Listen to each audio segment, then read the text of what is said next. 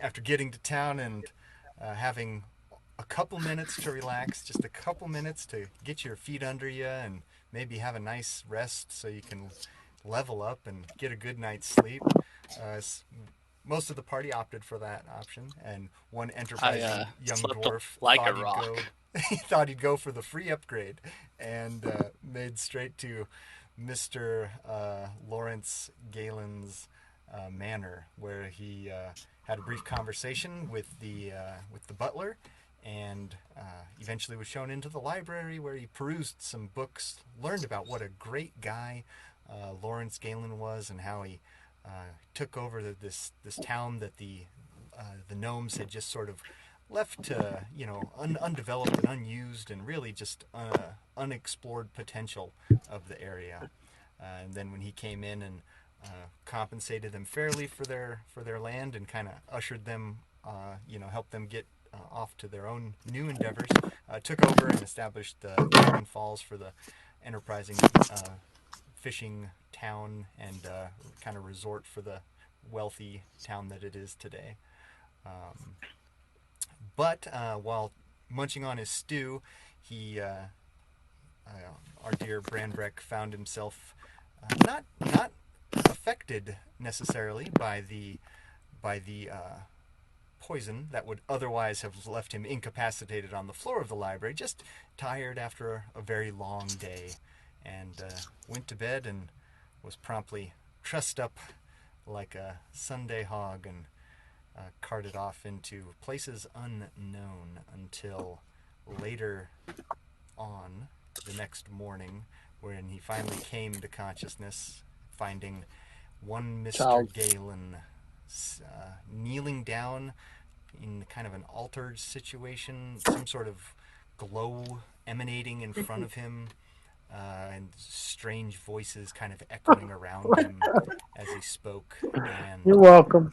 Thank as you. he came to consciousness, Lord Galen became aware of him and kind of turned around quickly and started walking up to him, and noticing his conscious and alert situation, kind of leans down with his cane that you can see this kind of glittering crystal on top of now, this large dark wood cane. He's looking straight at you. He's like, now, Master Dwarf, we shall discuss this business proposition you have, yes? I noticed... I think I have absolutely... I noticed last night, perhaps you noticed as well, that our mutual friend seems to have met an untimely end. Now, last I was told, you and your compatriots were on our way to the dear Broodmother to become, how you say, one of us. What has transpired since that? What was that name? Diablo? Called it a Broodmother. Yeah. And he's just looking at you. Well, what makes you think that I wasn't a part of you? I came straight back to your place. Yes, well, your obvious lack of knowledge makes it clear that you are not, in fact, one of us. And what would one of us entail, exactly? The very fact that you must ask such a question makes it clear. Tell me, what happened of your friends? Where are they? When I woke up, I was alone. I traveled back to this town. We went our separate ways because we had no memory of everything that had happened. They traveled to another city, as far as I know. When you woke up, you were alone, and then your friends traveled separate ways? Yeah, I was alone, and then we all left together, and then we went our separate ways. I'm confused about the lie you're trying to tell me, good sir.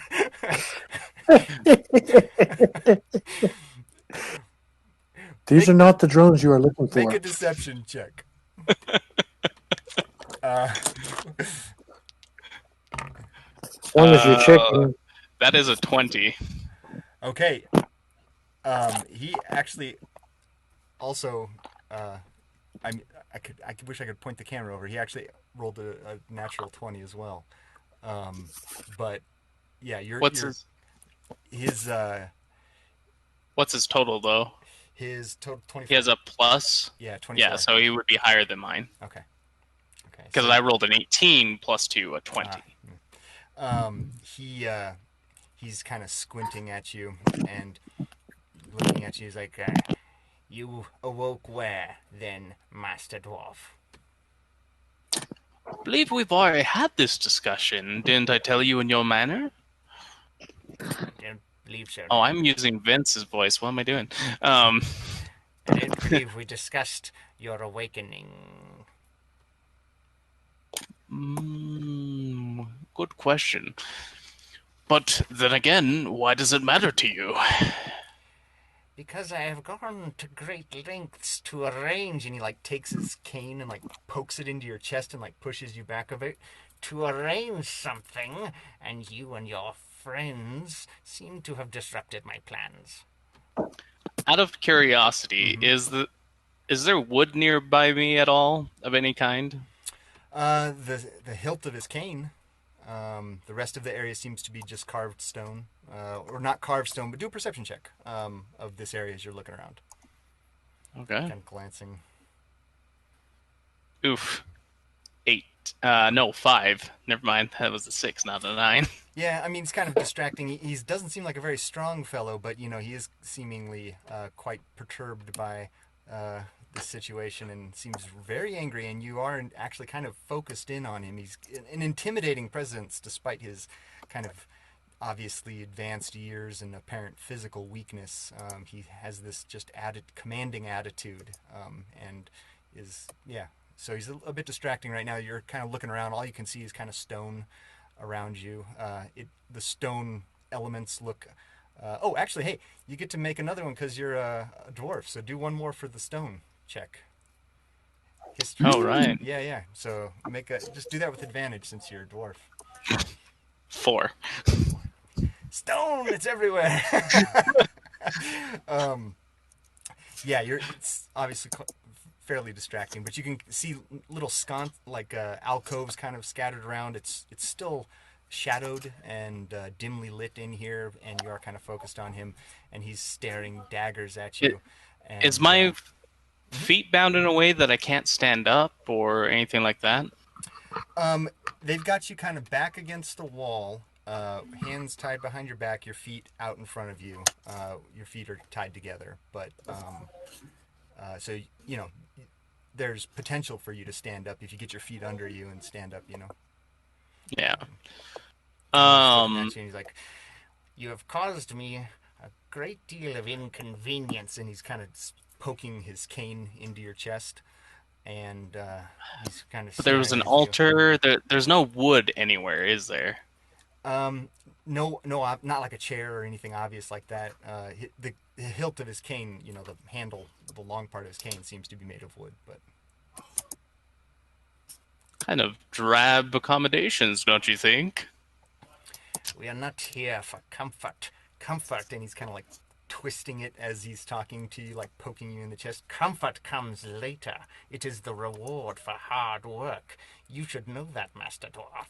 And he says, "Enough of this. Where are your friends?"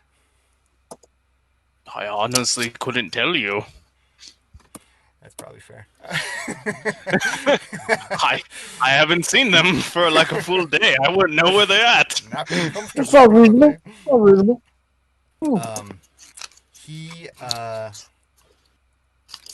He kind of stops for a minute and he looks off to the side, and you seem like kind of squint a little bit as he looks kind of behind you towards and you can see like that's the stairs you came in, and he kind of stares up that way for a few seconds and then turns around and walks back towards that altar, towards the front there. And he like leans down towards the front of it, where he's got this like a very small knee cushion up in front of it, and he kind of leans down and like puts one knee on it, holding his cane as he goes down, and he picks up this large crystal off of the front of it and stands up with it, and then you can just barely see it out of the corner there, and he turns around, and he's standing there towards the front of this thing, and you can hear now coming down the stairs behind you the faint echoing of other footsteps coming into this tunnel, and just kind of While he was doing that, would it be possible for me to wiggle out one of the 2 daggers that I managed to save hidden from them and use it to cut my bindings? So where do you keep these? Oh, one's between the cheeks and the other one's on the inner thigh. All right, make Oh, and the crowd's all quietly clapping. Oh, make a sleight of hand and see if it's convenient because it's behind my back at the moment. Okay. Oh, well played. Well played with the daggers. All right. I have to be careful not to cut myself. Sleight of hand, you said? Yes, sleight of hand.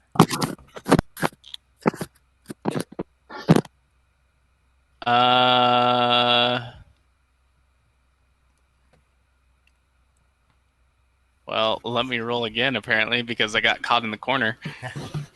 Okay, it's basically the same. 13. Okay. So you're kind of like surreptitiously trying to like grab this small prison wallet dagger that you've got kind of tucked away back there, kind of trying to finesse it out of your pant leg and wiggling a little bit up against the wall while he's coming down and picking this up, and you see him like turn around, and in his hand you can see this glinting reddish like roughly faceted gem that he's holding. And he stands there staring at you. He's like, well, it is only a matter of time before you are in fact one of us, Master Dwarf, and at that time I will not have to inquire so angrily of you. You will serve us with pride, as it were. And I find it ironic that you'll get the same information. yeah. As you say that and are still trying to wiggle calmly behind you, now walking down through the steps behind you, you see these people start filing in. At first, there's 3 relatively burly guys holding short swords and short crossbows or small crossbows at their side. They kind of file in and they start walking to those small sconces at the perimeter of the room and kind of spread out. Behind them come 2 younger women. One's kind of, dowdy looking, hair up in a bun kind of thing, walking around very unassuming. And then there's another older gentleman, kind of looks like a burly worker guy, comes walking in, and they all kind of file in. And then at the very end of that line, 2 young adults come walking in. One woman with black hair done up in a very fancy gown, and then a young man, also black-haired, with fine clothes and looking very like polished kind of a guy. So the room kind of fills up. The 2 that came in last go towards the front, stand either side of him, and last of all comes your old friend with the mustache, thin pencil mustache, and a vest walking in, and he goes, Master Lavoy, your friend here has been quite unhelpful. Nonetheless, we have to get these things started. I have received instructions from our Lord, and we must regain the Broodmother at our earliest convenience. The Westfall children here will take it back, and we can begin anew in Whitefall. And you can see those other people that walked in filing into these sconces around the room, these 6 little alcoves that are kind of around the perimeter of the room, and they all kind of get into position, lean down, and start making small slits like into their fingers and wrists, and like dripping blood into a small rivulet that's starting to like trickle down towards the center of the room. Oh, that's not cool. How close am I getting on my ropes or bindings, by the way? You're probably getting pretty close. Again, still trying to slowly kind of do this so as to not draw attention to yourself. And at that Is there point. anybody by the doorway? I'm not there. The butler is.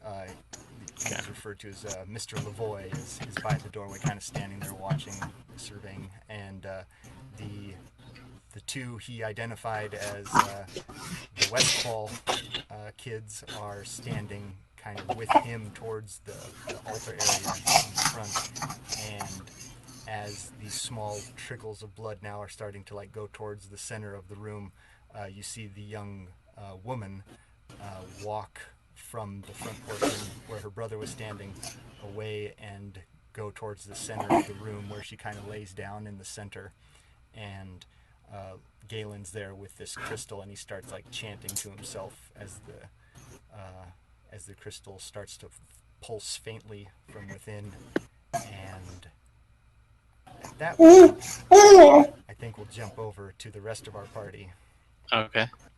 who is walking towards Galen Mansion, if I'm not mistaken.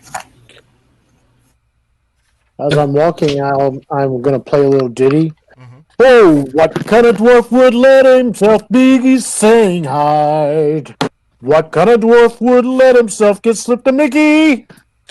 Well, it fell apart for me. It's a catchy tune. My I failed. And my dark ears are wood! burning. I don't know why. Your ears are burning?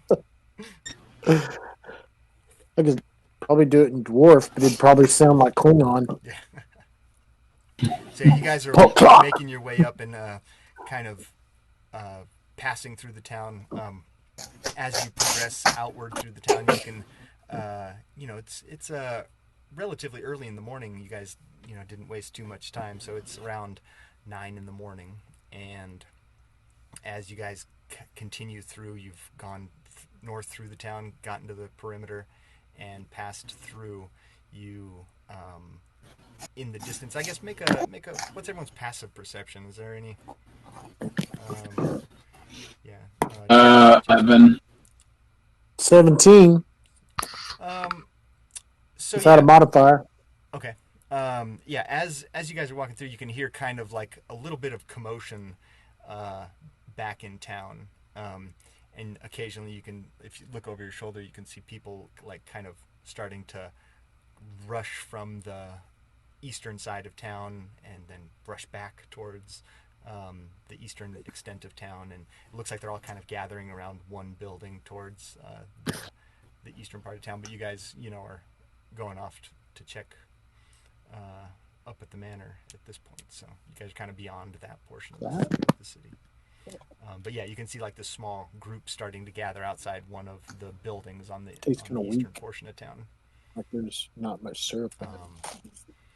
And you guys keep walking up the trail, and after about 10 minutes of walking, you can get to the top, and there you'll find the mansion up in front of you. The gate surrounding it has this stone wall made of like large cobblestones that surrounds the property, and there's a gate out front that is currently locked. Is there anyone around? Any groundskeepers or? Make a perception check.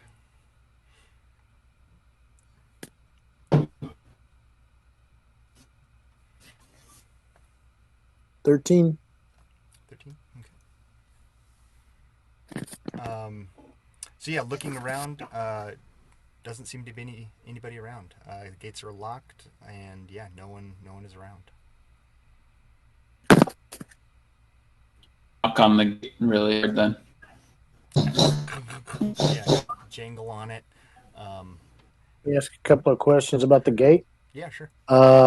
Is it anchored? How is it locked? And how tall is it? And what's the top look like? It's about 10 foot tall. It's kind of decorative. There's no like jagged barbed wire around it or anything like that. But yeah, about 10 foot tall. Well made, with moderate flourishes. Nothing too extreme. But yeah, it's got just some posts that slide down into the ground, and then there's just a simple chain and padlock around it. Oh, we're not gonna force that. Not this crew. That's what I was getting at. I would make an argument that if it was just a latch and it was not anchored at the bottom, you could force it. But Yeah. The wall and gate are about 10 foot around each. So it's not terribly high, but so we could get over it. Well played, sir. yeah. Jasper kind of looks at it. He's like, I could jump on top of that pretty easy, actually. It's only 10 feet high. You can jump on my knee and jump on that. Yep. Actually, if I just give me an alley oop, would do it as well. But I mean, I've got some rope. You up there, see what you see. All right, fair enough. You want to give me a boost there? You know it. All right, fair. Get on this knobby knee. Careful of the knee, lad. It's not getting any younger. Give him a little alley oop, and we'll see. Or better yet, here you go. Little step on the pommel. Yeah, there you go. Let's see. Oh, not great. So he kind of you push him up, and he tries to like grab onto the edge, and he kind of goes like nails. All right, I'll get a shoulder under him. I'll get a shoulder in his feet. Yeah. I'll take a couple to the face. Eventually, he gets onto the top. He's like, Sorry about that. I should have just done it like no. And he looks around. Teamwork. Yeah. Let's see.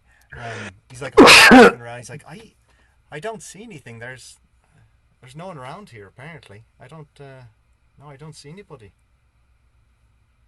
Any lights in the house? Looks dim from here. Doesn't look like anything going on really. Right. I'll cast about for anything I can step on to get up to reach the top of the wall. I got a rope if you want. Are the walls smooth stone or like yeah, relatively smooth. Look like river stones, like polished river stones, like taken up from the river down below and probably used with the mortar and to. What a novel thing. Can I use my rope, seeing how I've never used it? Yeah, sure. Jasper, would you mind use the rope in your pack? coming over and sit? I'm sorry, Dakren. That large bird cawed right as you were speaking. I couldn't hear you. What was that?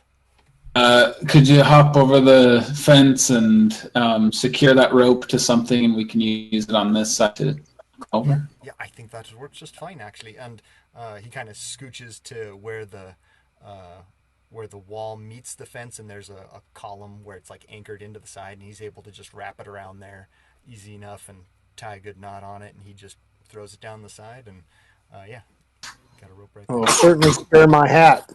Yeah. Why don't you guys just make quick athletics checks to scamper up? You can do it with advantage since you got a rope on with you. 14. Yeah, scamper right. Natural. 25. 25. Yeah, no problem. You guys scamper up to the top, and you can then take the rope and throw it down the other side, and easy enough rappel down. And you guys find yourself inside now, this wall, with about 100 feet until you get to the front door. It's kind of a landscaped area, a rough alpine turf.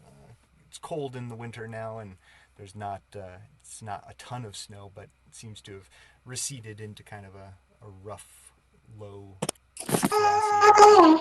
And off to the side where the gate is, there's this flagstone path that leads up to the house, and you guys can follow that in. I'll lead the way. Okay, yeah, so you walk up to the front door, and this lower floor is more of these smooth river stones, like stacked up. You can see like spaced out around like little low kind of basement looking windows, where they're right up against the ground, and then cobblestone that rises up to maybe the first floor is all cobblestone, and above that you can start seeing these large logs that are crafted and put together into this very ornate, very expensive looking crafted manor that is at this area here. So sort of a bird, a reinforced house? Yeah, it's just like it's kind of the same spirit of mountain cabins and things like that. But you're looking at these massive logs, and you can tell that there was just extremely expensive wood and logs, like the best of what was available, going into construction of this thing. So just a very fancy manor house there. And yeah, it's big polished wooden doors in front of you. And Well, as long as nobody's looking, I'm just going to try the front door. yeah, locked. I'm going to look into the windows. It is locked. Okay. So yeah, you start looking in. If you look at one to the east side of the house at the front, you look in and you can dimly make out like a low table and maybe like a small bar area towards one side. Then if you scooch over to the western side, you can look in and see like the edges of some bookcases maybe. But yeah, appears to be dimly lit inside. No apparent lighting or anything like that. How well is good? How sophisticated is the latch on the door? Like, is it just a simple or okay? Do an investigation on it. Oh, this dice failed me. I rolled an 8, and I think my modifier would be 5 at best. No, it'd be like a 3, wouldn't it? Yeah, as you're looking at it, you can tell it's it is sturdy. It is it's a big lock inset into a heavy wooden door, so it looks pretty decently made. The kind of thing an affluent fellow might be able to afford. So yeah. I thought it was just a bar. I could slip it like any bumpkin could slip a bar, but it sounds like it's a little more than that. Stick your credit card through and. Or my dinner knife. Yeah, my eating tool. Yeah. Okay. But yeah, you guys are there, and yeah, seems to be fairly sturdy lock on it. Well, yes. Do you have any gadget to lock this? Should we just knock? We could try that, I suppose. I mean, Would you like to walk around to the servants' entrance? We could try that too. I mean, if there is one. I don't really know much about this fellow, but we're here just to see if Dakren stayed the night, right? I apologize to see if Branbrek stayed the night, if I'm not mistaken. So sure. I guess I'm getting all spunky after climbing the wall, so. Yes, I hope we don't anger the fellow. So yeah, maybe we just I guess we just knock and wait, I suppose. I'm sure they'll be reasonable. We're just looking for our friend. So. Right. Well, I think it would be in my nature, since nobody's home, to feel free to look around. So I'm gonna walk around the building while he's knocking on the door. Okay. I'll be glad to feel befuddled if anybody catches me. You're it's kind of like what I do now. Yeah. You're using the knocker then, Dakren? I call Argus and I'll knock the door. Okay. Yeah, so it's a big heavy knocker on it, and as you smack it against the door, it has this kind of surprising resonance throughout, and you can hear it kind of echo. Hargus, as you go walking around the perimeter, more of the similar construction around. Are you going to the east side or the west side, or doing a lap around the whole place? I'll go around. I'll probably circle around to the east side, and if I don't find anything, I'll just continue on around. Okay. Yeah, so as you progress around to the east side, you get towards the back of the house, which is the north side, and you actually see a small wooden structure right up against the cobble lower floor, and it appears to be like access to a basement sort of a thing. And you walk over to it, and you see it there, and you kind of pull on the handles that are on the front of it, and it seems to be locked as well. Continuing. How is it locked? From this side, because I do have iron spikes. Okay, yeah. From this side, you can't see. There's two handles, and you can't really see what the lock is from this side. Now, I'm not breaking in without consulting with my companions, but I'm prepared. Yeah, yeah. This is his thinking. It's a good You thing. know what? I don't have to pick. I do have to pick this with a spike. Yeah. Yeah, so you walk around to the back. There's a large porch area that comes off the back of the house. Look, some chairs and benches around the back. It looks like a seating kind of area. And then you finish your perimeter loop of the house and come back around. And yeah, that's about it. Seems, pretty nondescript across the area. Nothing much going on. And when you get to the back, you see Jasper and Dakren waiting at the front of the door there, just kind of like looking at their watch. And I'm going to fill them in on what I found. And I said, if you went in, we can get in. Because it doesn't seem like anybody's answering the bell. Perhaps they won't answer a spike to the knocker either. That's potential. Yes, I mean, that might be the best way to do it. I mean, I don't have a lot of experience with breaking and entering, but I suppose we could. I suppose we could check it out. Maybe I don't know. I mean, if it was locked up here, maybe Branbrek didn't even stay here. If it was locked up last night, maybe he went somewhere else. You're probably right. But I'm just I'll knock one more time. My knowledge. You start a little knocking, harder. and as you are kind of partway through, you start hearing a ka-chunk on the other side of this door, and it opens up, and standing in front of you is a well-dressed man with a fancy vest and kind of a bow tie looking thing with the longer straps on it, and a thin pencil mustache. And he looks at the two of you, and his eyes kind of widen, and he goes, "Oh no, did we lose Austin?" Oh, Here. His eyes widen, and he tries to close the door really quick. He starts shoving it closed, and you hear slam. And I had the perfect move to do.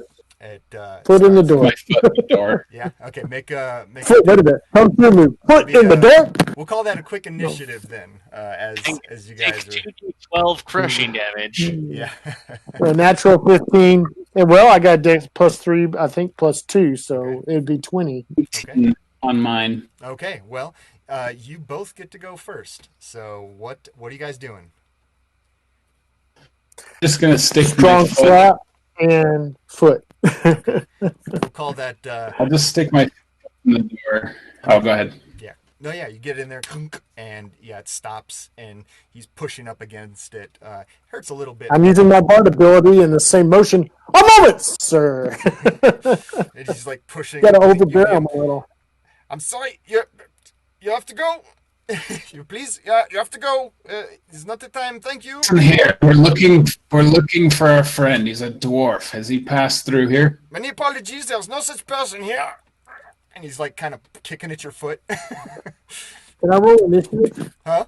I want to do something snarky. Can I roll initiative?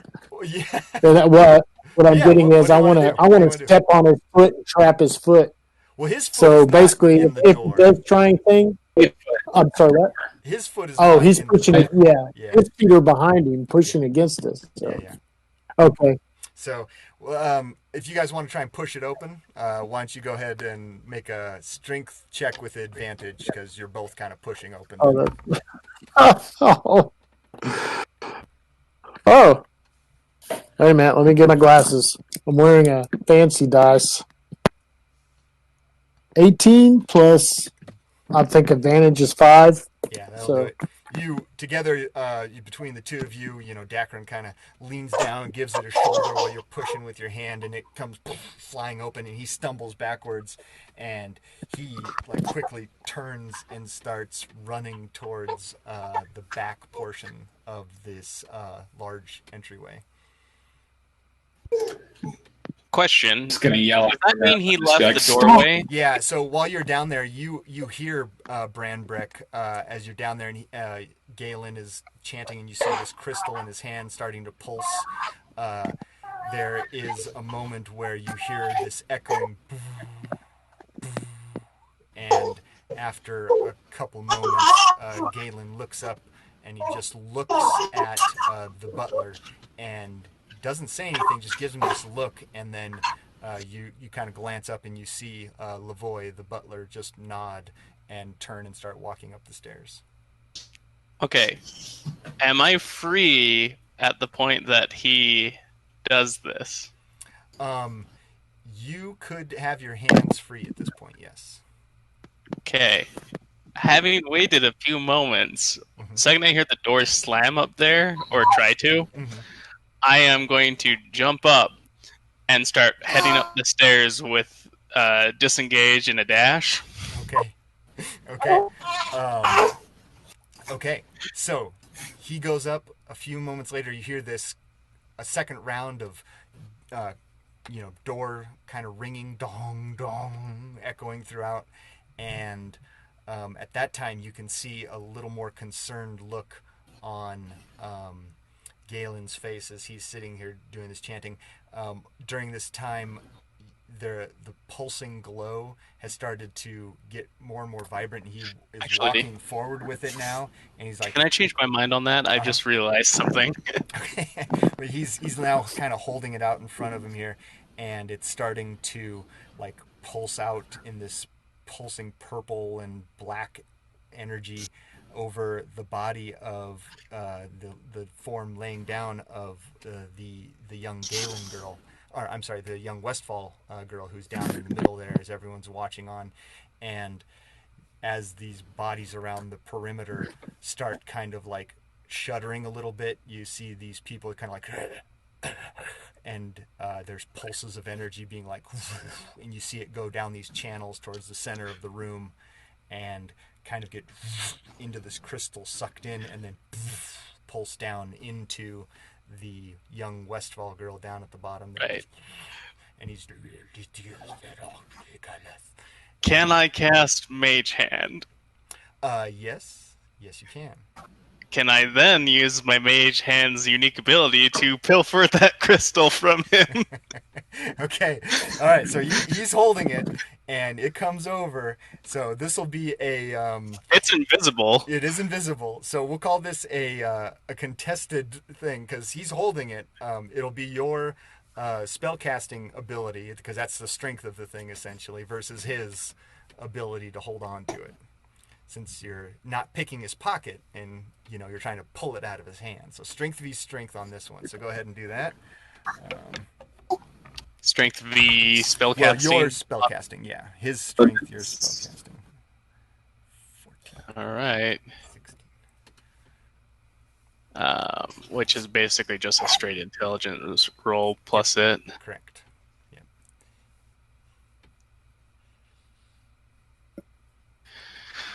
Okay. You got a 16. What'd you I'll get? just sit here and strum my sword while you figure it out.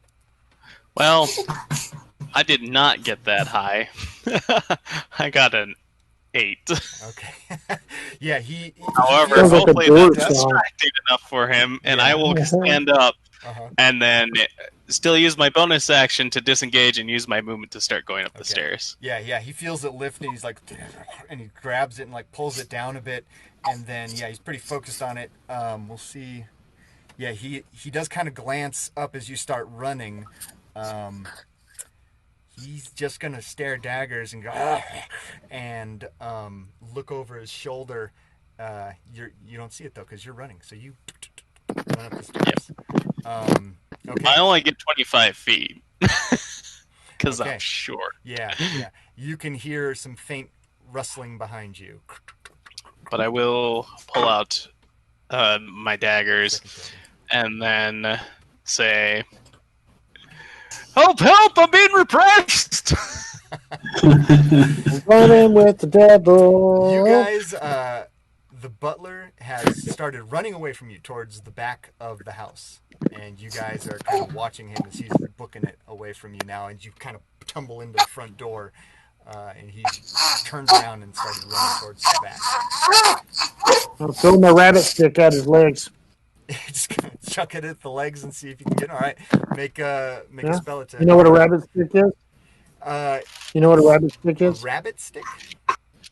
If we were someplace else, they'd call it a shillelagh. Okay, But okay. it could be a cane, but it's literally for when you're out walking and you see a rabbit, you chuck it at it and it brains it. You know, just All right, you're gonna throw it at his legs. trying to be original here. Yeah, All right, give it a check. We'll see how he does here. 14 altogether. 14. Okay, so that's I'm Yeah. gonna have him do a dexterity check to see if he manages to dodge it. We'll make the DC 14. No, he got a 7 on the die. So it goes right between his legs as he's running. It goes tunk, and he just augers into the ground and slides a little bit. And he's like, "Oh, My color cope is working." So you run up and try and jump on him, or what? Oh yeah, I step on his back. The Hargis special. No, that's a little too topical. No, I'm gonna wrestle him and wallow all over him with my junk on his back. All right, There you go. do an athletics, and we'll see how the grapple attempt goes. Oh man! All right. Die here, Well, so. wait a minute. I went off my. Let me find a fresh die here. That one's starting to. 20. No modifiers. In classic Hargis fashion, you just Teabag. land. You look at it as some crackers and a feather in my hand. I tell you.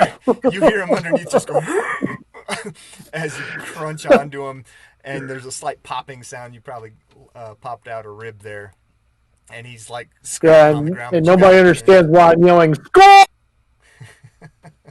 But yeah, you got him pinned on the ground there, and he's thrashing around, but he's totally pinned down. I just yell at you. Just live there and take it. Yeah, he's. And yeah,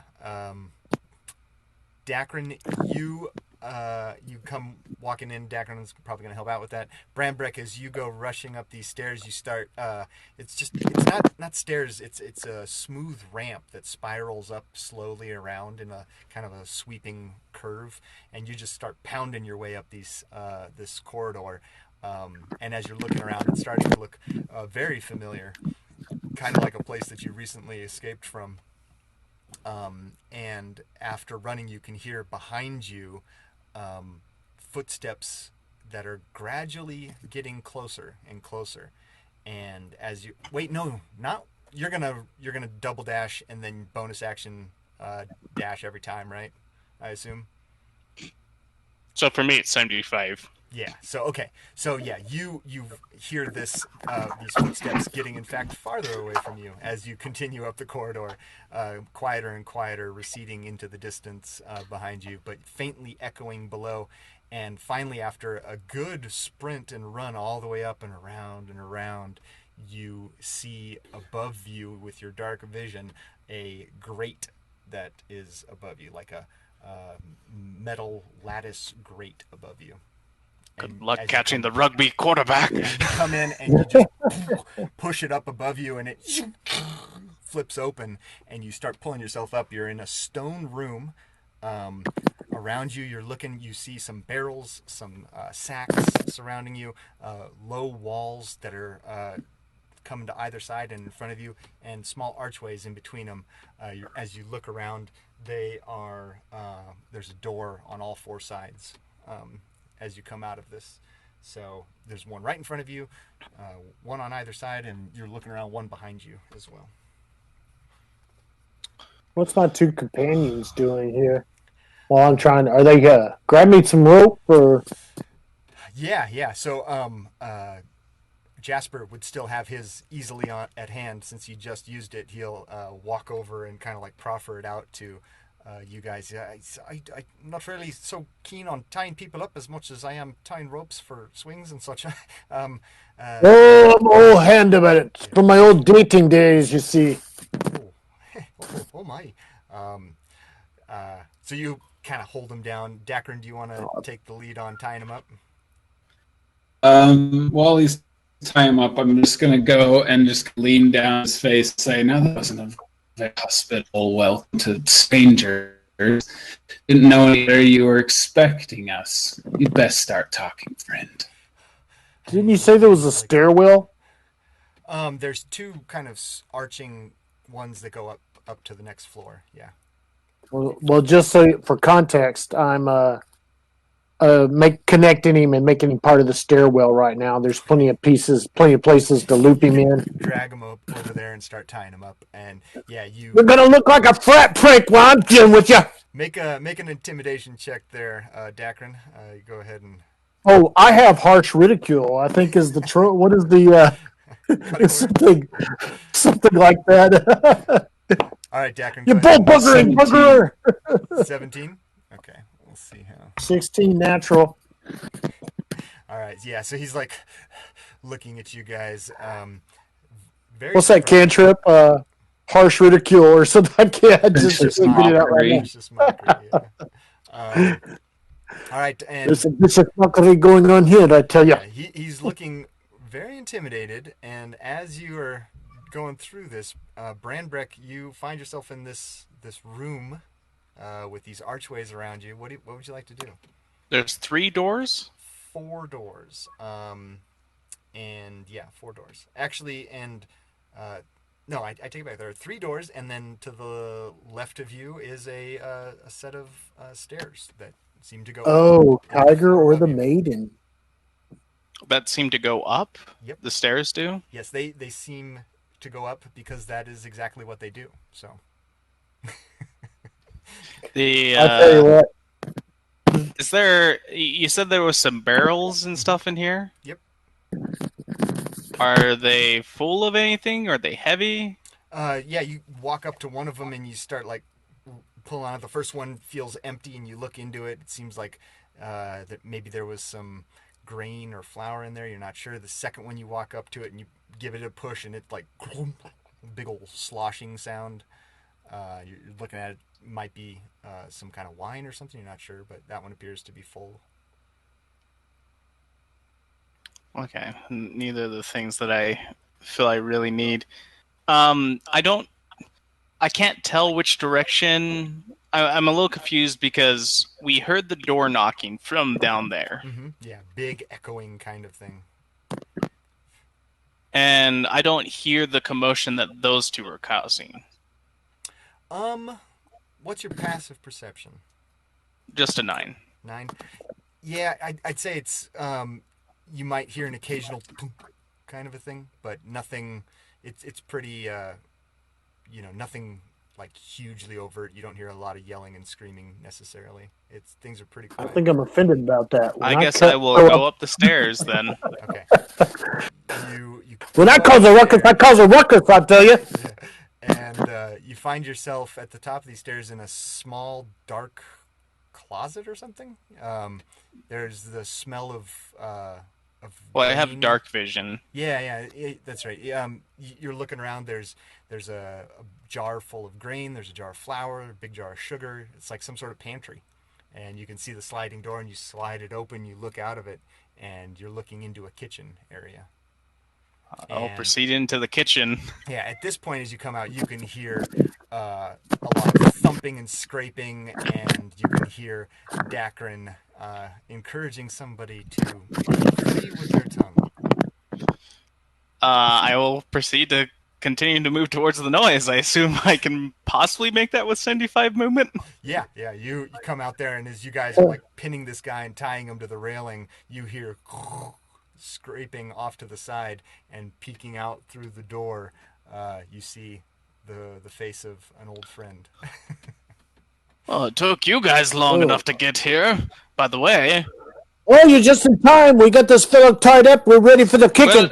Well, either tie him up and kill him, or follow me downstairs to prevent another one of those monsters from spawning. So one kick, then.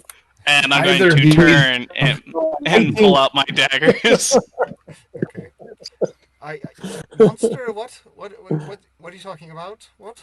Are you just like leading away? Branbrek, or what? Yeah, after that, I've turned on heel. Okay. All right. So yeah, you start heading back. Are you guys following, or what are you doing? What I should may we be do a with step him? behind because I kicked him. Yeah, he's tied up. He's I kicked him and checked my work. Yeah. So that's for my own misrest. Yep. So yes, we'll Dakren? follow him. Down and say a good conversation. We'll continue this, and I'll just rush after the others. Go rushing out. Okay. Yeah, so you guys follow Branbrek back around into the kitchen, into this pantry area where there's a latch that's folded up against the back and stairs that go down into this Oh, stone-walled basement area. And you can see these lower footing retaining walls around in this basement area supporting the floor above you with the large wooden trusses that go across that form this bottom it was floor just a area. matter of time before he came out of the cupboard. And he leads you into the center of this, and there's this flipped open grate, and at that time you can see like eyes staring widely out of it, the face of this young man, dark black hair, and he just like turns and just books it down the tunnel away from you guys, just running full speed away. Was he Familiar to me. within? Sorry, what was that? He looked familiar to me at all. Make a history check.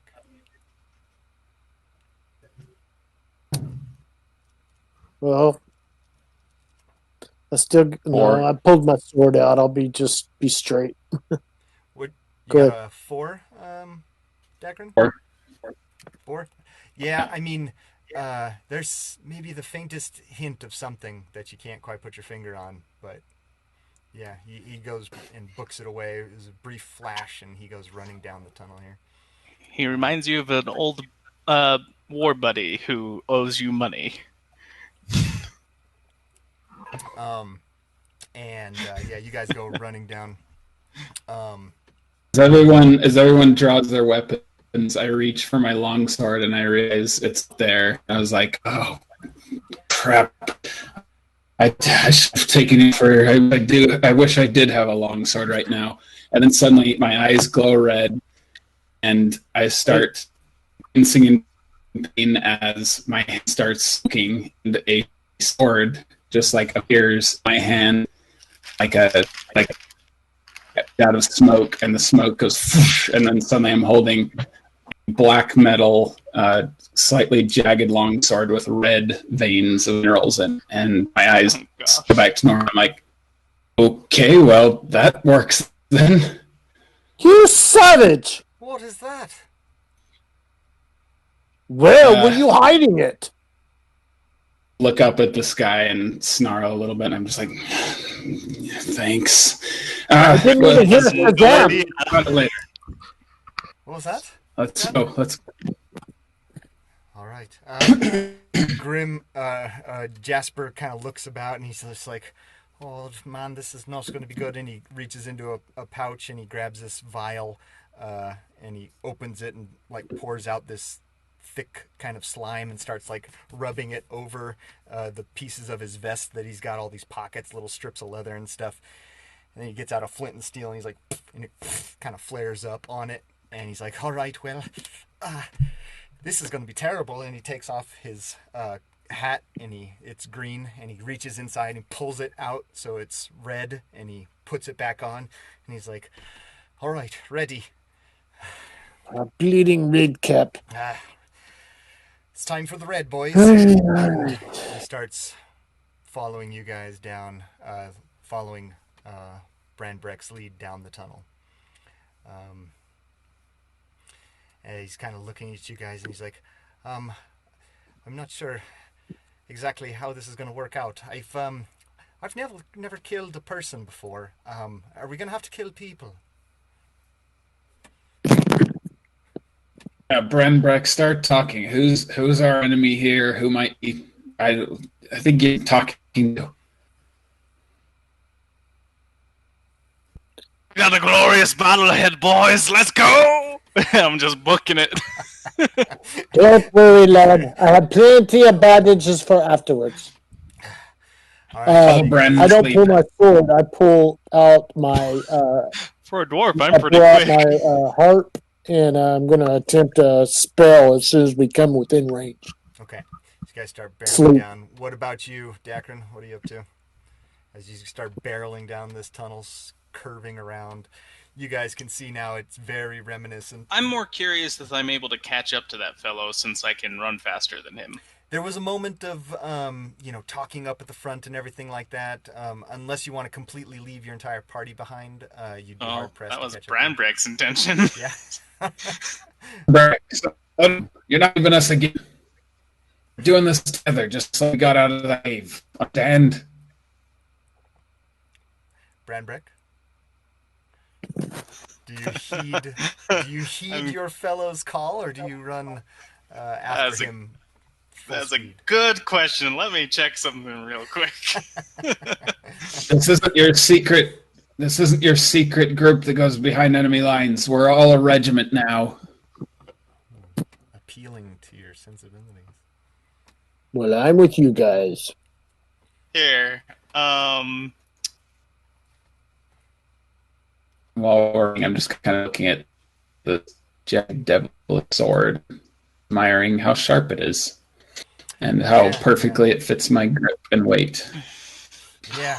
I imagine it's got like these elements of black and red, almost like shadow and fire, writhing together, like fire rimmed on the edges, and then veins of black running through it all around. And yeah, it's got like no weight as you move it around, and then when you bring it into a downward thrust, it's like it gains mass to increase the swinging power of it, but then as you bring it back up, it's like back into a zero weight kind of thing. It's just impressive and like more Better part of than your any body than anything. standard issue sword. Yeah. Quite. so It's fun. all right.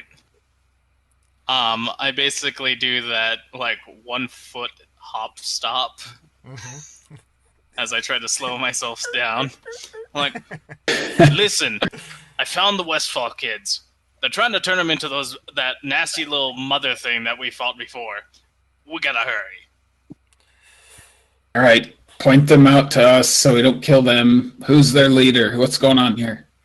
I'm Turn. going to be running as fast as I can, not the double dash, just the single dash. Enough so that everyone keeps up. Which is a little slower than them, but I will try to state the short version of what happened last night. Came here, wanted to know if they heard anything, was promptly tried to be poisoned, and then captured when I stayed here for the evening. Found out that the people that have caused this whole shenanigan are the Town Lord and others of this. And they're trying to make us join, which is what the little larva in our neck is. I don't know how much of that I get out in the time that it takes us to get down there. Yeah. He's gonna pay for you can get this. all that. What was that, Dakren? He's gonna pay for this because I really want him to pay to get the of our neck. Yeah, and you, as you kind of finish with your quick description, Branbrek, you see now the faint glow of purplish light just a little bit up ahead as the tunnel comes down steeply and then plateaus ahead of you. You can't really see into the room just because of the way it comes down steeply and then plateaus towards the bottom, but you can hear the strange, sibilant mutterings of Lord Galen inside, and now you can hear kind of like a fainter whining, kind of gasping sounds from other voices around the area. Okay. My mage hand is still in its spot, right? No, it disappears after you go 30 feet away from it. Okay. Well, I don't know if it's initiative at this point or something else. If you guys are gonna run in and start attacking, then that would be where we're at. Yeah. Yeah. Okay. All right. Let's get some initiatives then. Unless you want to have an agreed upon order where you guys go, and we'll stack it from there. For your own party, at least. I'm fine with initiative. Okay. Roll a 19. Me. Oof. 6. All right. Well, actually, I would be like 23. Okay. Branbrek? 6. 12. All right. I met Dakren and break down first. A 6. A 6 for a rogue? Yep. Man, that's rough. 20 plus your dex bonus, correct? Correct, yeah. Okay. Okay.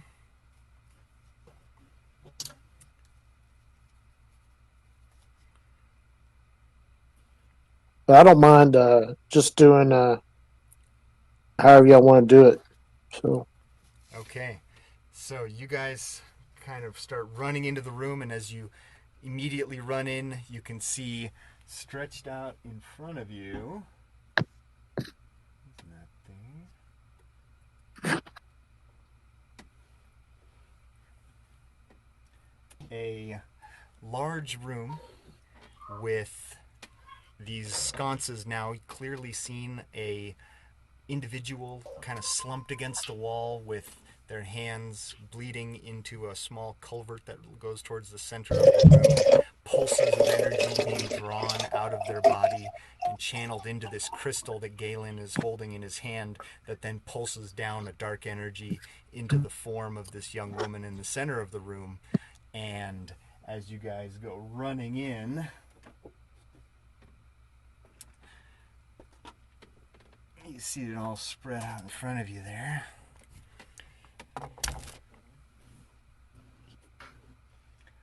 So let's see. It would be Hargus first. And as you enter the room, Hargus, a fellow right by the door on the other side, who you are unable to see, is going to take a swing at you. We'll see how he does. Ooh. So that's a 20 to hit, not natural. So I'm going to assume that hits. So he swings this big mace down on top of you for 7 points of bludgeoning damage. As he come in and just kind of smacks you on the back of the shoulder and area, and you kind of pop, hit to the side. We'll say you kind of stumble off over this way, and everyone else can come rushing into the room now. Here. I wasn't sure if you were going to be still in the room, Branbrek, so I had you up there. And you come in last there. So off to the side, you guys see this mace come down and smack Hargus as he runs into the room, and looking off, you see the face of that young man who was there before. These people around in these sconces around the room.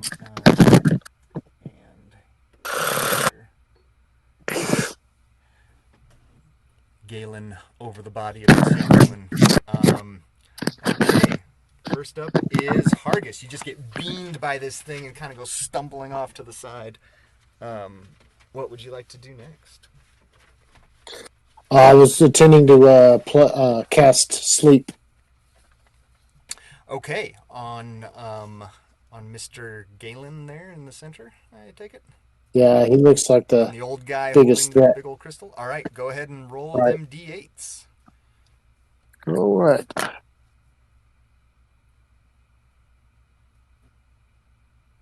Well, I don't have my sheet or my books or anything Are you familiar with tonight. how sleep works, Hargus?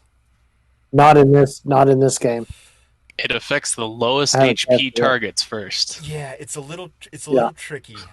So you know that in this Well, situation, area of effect, right? you're not sure More who's or got less. the lowest HP, but yeah, you roll 5d8, I think, and the total is the number of hit points of creatures that it can affect, and it affects the lowest HP first. Yeah.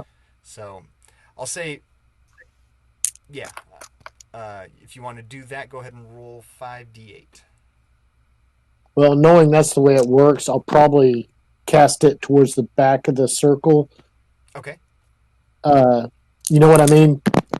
The back arc of the circle is probably lower people and Okay. will affect more of them. Sure. Sure. So, All let me of these just add guys it up are here. kind of, all these people on the periphery are kind of slumped down, leaning against the wall, just so you are aware as well. May already be asleep.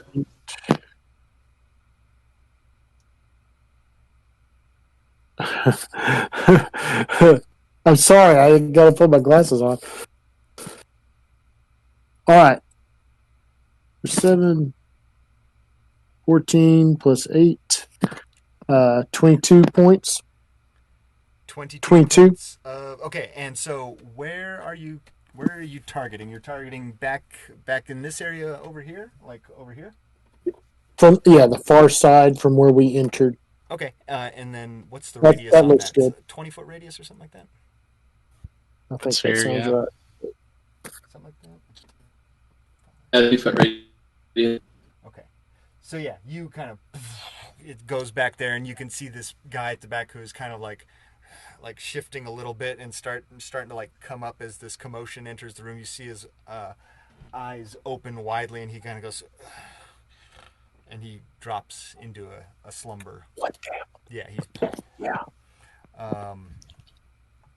All right. Are you going to move at all, or are you going to stay there? I think I'm going to stay where I am for right now. I just had a guy. I'm going to find the guy with the mace. Okay, yeah, he's off to the side here, so you could make your way over to where he is off to the side there. Actually, I have the throwing disc. I'm going to use the throwing disc before I engage. Okay, all right, so you kind of pivot over and chuck. Yeah. That'll be on your next turn. That's fine. If you want to do that. Okay. All righty. Dakren. Oh no. So at this point, what does Mr. Westfall want to do? You see him holding this crystal. It's pulsing, drawing energy from apparently these people around the room, and he's chanting in this deep, sibilant language you don't understand. Just staring daggers at you guys. He's going to continue doing that. Yep. Yeah, he'll continue doing that. All right, Dakren, you're up. Okay. I just sense it. Branbrek, can I say crystal bad? And I say, yeah, it's very bad. All right, I'll take care of that. You take care of the rest of them if they cause trouble, and I'll look forward. And I guess I'll just dash as far as I can, just close to him. Okay. So 5, 10, 15. You know, I've got to change my action. I don't have my sheet, and I don't want to mess with the disc because I don't have it written down in front of me. Yeah. So I'm just going to draw my sword and engage. Okay. Yeah, no problem. You said you were going to dash to him, Austin? So yeah, you've got that's 30 to there. So you're okay. I'll instead of dashing, I'm going to. They're going to flash red. Strike. That'll be my action. I flame strike. Did you say? True strike. Okay. True strike. True strike. So- Pointing at him. Sorry, you keep cutting out a little bit. I'm having trouble hearing you. Okay, so true strike for sure. Okay. Next up is Look at his defenses, so I got advantage on my next attack against him. yeah. So your eyes burn an intense red, and as you do that, the sword pulses with a sympathetic fire as well, and you can almost feel it like correct a little bit of its own accord as your eyes and sword flare in unison. Jasper is going to. He doesn't like this guy next to him, so he's gonna. He's just gonna swing his staff around because he's right next to him. He doesn't like being right close to him, so he's just gonna go and like smack him with his long bow as he. No, no, it hits the big breastplate that he's got and doesn't do anything, and you can see Jasper's eyes widen. as he stares at this fellow. It's... Oh, all right. Well, that guy's going to return the favor, and he's going to bring his mace down on Jasper's noggin. Okay, just hits. So another 5 points of damage. Okay. Yeah, so he swings it down, and it Jasper manages to deflect a little bit of it with his longbow, and it kind of hits him on the shoulder, and you hear him kind of cry as he takes the blow. Okay. All right, Branbrek, you're up. All right. Decisions. Well, Branbrek, being who he is going to bonus action dash and make that 50 some odd feet movement up to Galen? Yeah, Galen. Okay. Oh, you're just a blur. Rogues, baby. Got him, Branbrek. You cover the others. You. Yeah. Are you going to behind him? Yeah, if I can get to the other side of him. All right. Yeah, you zip around behind him, and he is still focused, staring at this crystal. All those eyes dart. And around I as he's am standing going to push him down. there. I'm basically tackling him. That's That's why showing him. I bolted to tackle him. Attaboy. Okay. So make that an athletics check, and he'll try and acrobatics his way. To Come stay on, Attaboy. super good. Uh, Ugh, average oh, 12. it's a 19 on the die. Oh gosh. So he takes a step forward, but he's got his cane in the other hand. He just puts it forward a little bit and stops himself, and then goes back to standing there. And no damage on that though, right? Just a push. So. No, I was just trying to shove him prone. All right, so he continues back at the top with Hargus. All right. I'm advancing on the fellow with the mace. Okay. So 5, 10. Got to clear some space around me for performance. Right up to him. And rapier There you attack.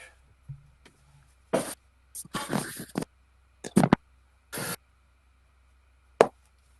18 natural. 18, So that'll hit.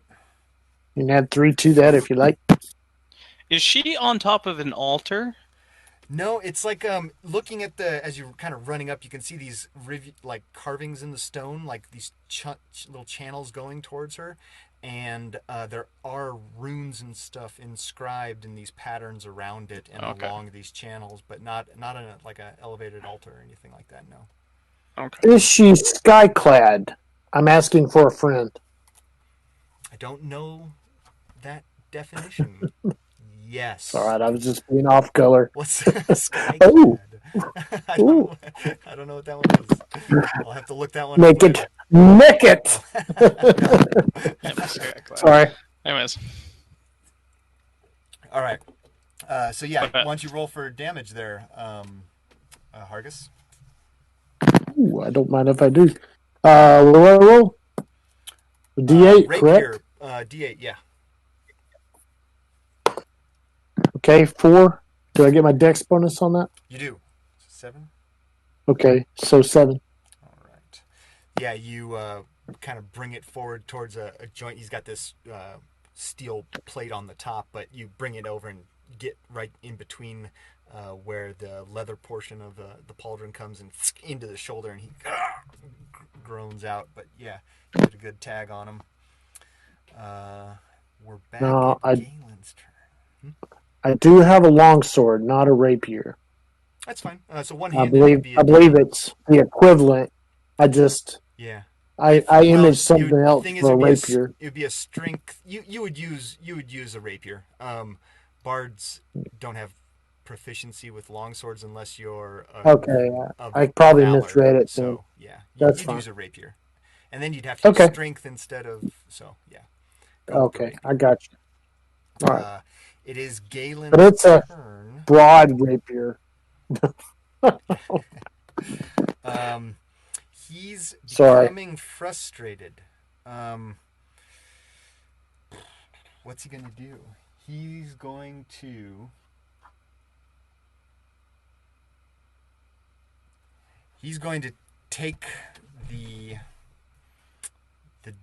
large crystal that he's holding here and look and scowl at you all, and then he'll stop his chanting and lift up his staff that you can see now, this glittering black crystal on top of, and he'll just glance around, just go, "Argh!" And as he puts it up, 2 bolts spring out of it, and they go, one flying towards Dakren and one flying towards Dakren.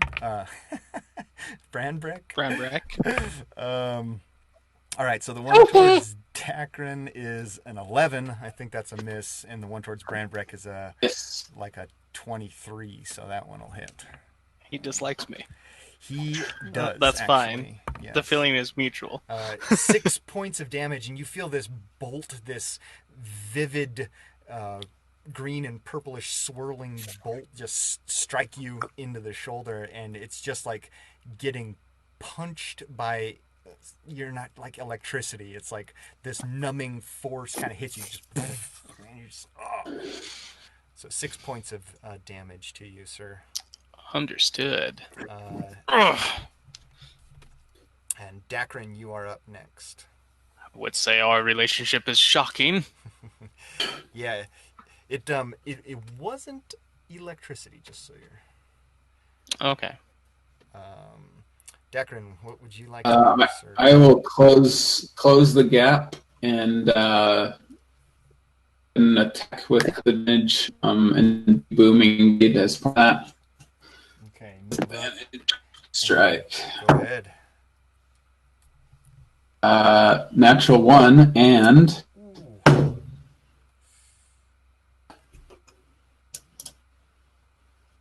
1. Really good. True. What was the second die? The first was a natural 1, but because of True Strike, I got a 21. Okay, that will hit. All right, so you bring down this fiery sword on him, and that feeling of it correcting at the last second seems to take over, and right as you're bringing it down, it's just like this way, and you hit into it. And as you strike down, it goes across his shoulder and chest area, and as you're cutting through it, there's a sparking fire off the blade, and then splashing back towards you is roll for damage. 7 slashing damage. How much? And 7 yeah, slashing. 7. 7 slashing damage? Okay. And you feel like hitting your hands, this ice and cold, like just coming up your hands and arms, and it hits you for 5 points of cold damage. But as you cut through it and go through to the other side, you go into it and you see like the cut beneath him, so you did get through it. This frost armor around him. Is 7 points of damage, right? Yep. Okay. Yeah, so it looked like he did not take the full damage. Have we reached 3rd level yet? What's that? Have we reached 3rd level yet? Yeah. I don't we're recall. all 3rd level. Yep, that's correct. Okay, because I was lining up healing word. It'll be at 74 for every level above first. Okay. Okay. So, you gonna stay there then, Dakren? Did you say that he was resistant to that damage? It didn't seem like a resistance. It seemed like when you hit him with your sword, there was this response. And you being familiar with kind of things that hit back, you saw it like it was me hitting him that caused it to hit back at me. And then you kind of broke through some of this like icy shield that was surrounding him. Okay, good. I think that's it. Okay. Just, yeah. Okay. That's it for me. Jasper is going to... He does not like being close to this guy. So he's going to do the good old defensive withdrawal that I like so much. He kind of like keeps his bow in front of him and goes back really slowly back to there.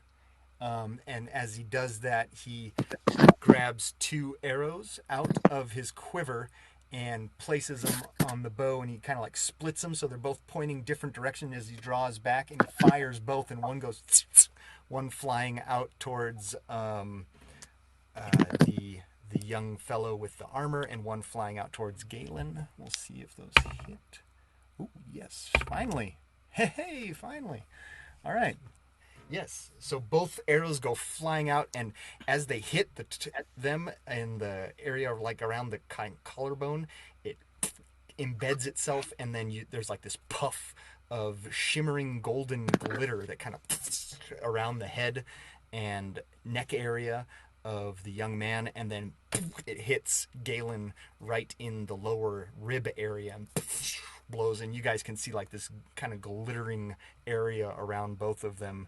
And they're both going to take a little bit of damage. Actually, that's not bad damage.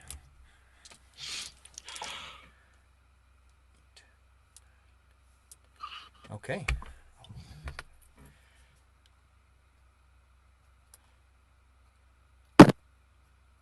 Okay. Yeah, you see both of them take the hit, and and Galen actually kind of bends over a bit, and he's looking pretty wounded, and the young man off to the side kind of takes it in the shoulder again, and also it seems to like be trying to work it out, but pretty good shots on both of them, and they both have this aura kind of surrounding where the arrows impacted, almost like a target highlighting the next hit. So it is the young man's turn. He's going to take a swing at you, Hargus, since you're right in front of him. That'll be 16 to hit, which I think hits. Oh, yeah. All right. So he gets 5 points of bludgeoning damage, again, as he brings this big old mace down on the side of you. Oh, dang. And I'm hurting. it is Branbrek's turn. Okay. Let's just shank this guy in the back. Okay. You can see this glittering portion on the I like side this there, style. and it's like calling out to you. It's like highlighting a target on the side of him, so you can target that if you'd like for advantage. Okay. I think I have the perfect image for this. With advantage? Yes, with advantage. Oh, in that case, the first roll that was a natural one doesn't count, and the second one is a 22 to hit. Definitely hit. Hey. With 6 piercing damage from my dagger, and then 9 damage from sneak attack.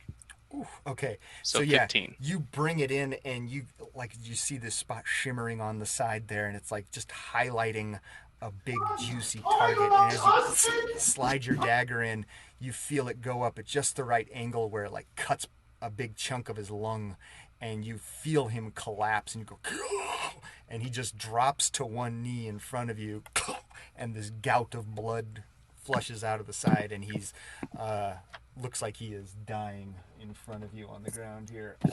With my bonus action, I will stab at him again. Is it with advantage as well? Or this no? attack would not be, but he's prone in front of you, so like after you hit it, that cloud of glitter almost dissipated, and but now he's prone in front of you, so you get advantage on the melee Okay, so he's attack. advantage. Yeah. Okay. You know, I stab at thee, you are no longer my girlfriend. Okay, the second one is a 17 to hit, just Okay. 2 piercing damage because I have no bonuses to that other than the D4. Yeah, so you bring it down like in the center of his chest, and you shoot, and just blood sprays from his mouth and kind of scatters across him there, and he's staring at you with hatred. Yeah. All right. And I say, that was for the hospitality. Yeah, All right, barely he was pierced through, but Turn, managed an good angry turn. All right, game. Hargus, you are up next, good sir. All right. I'm rolling to kill. Okay. 13 plus Kill 3, yourself 16. or kill them.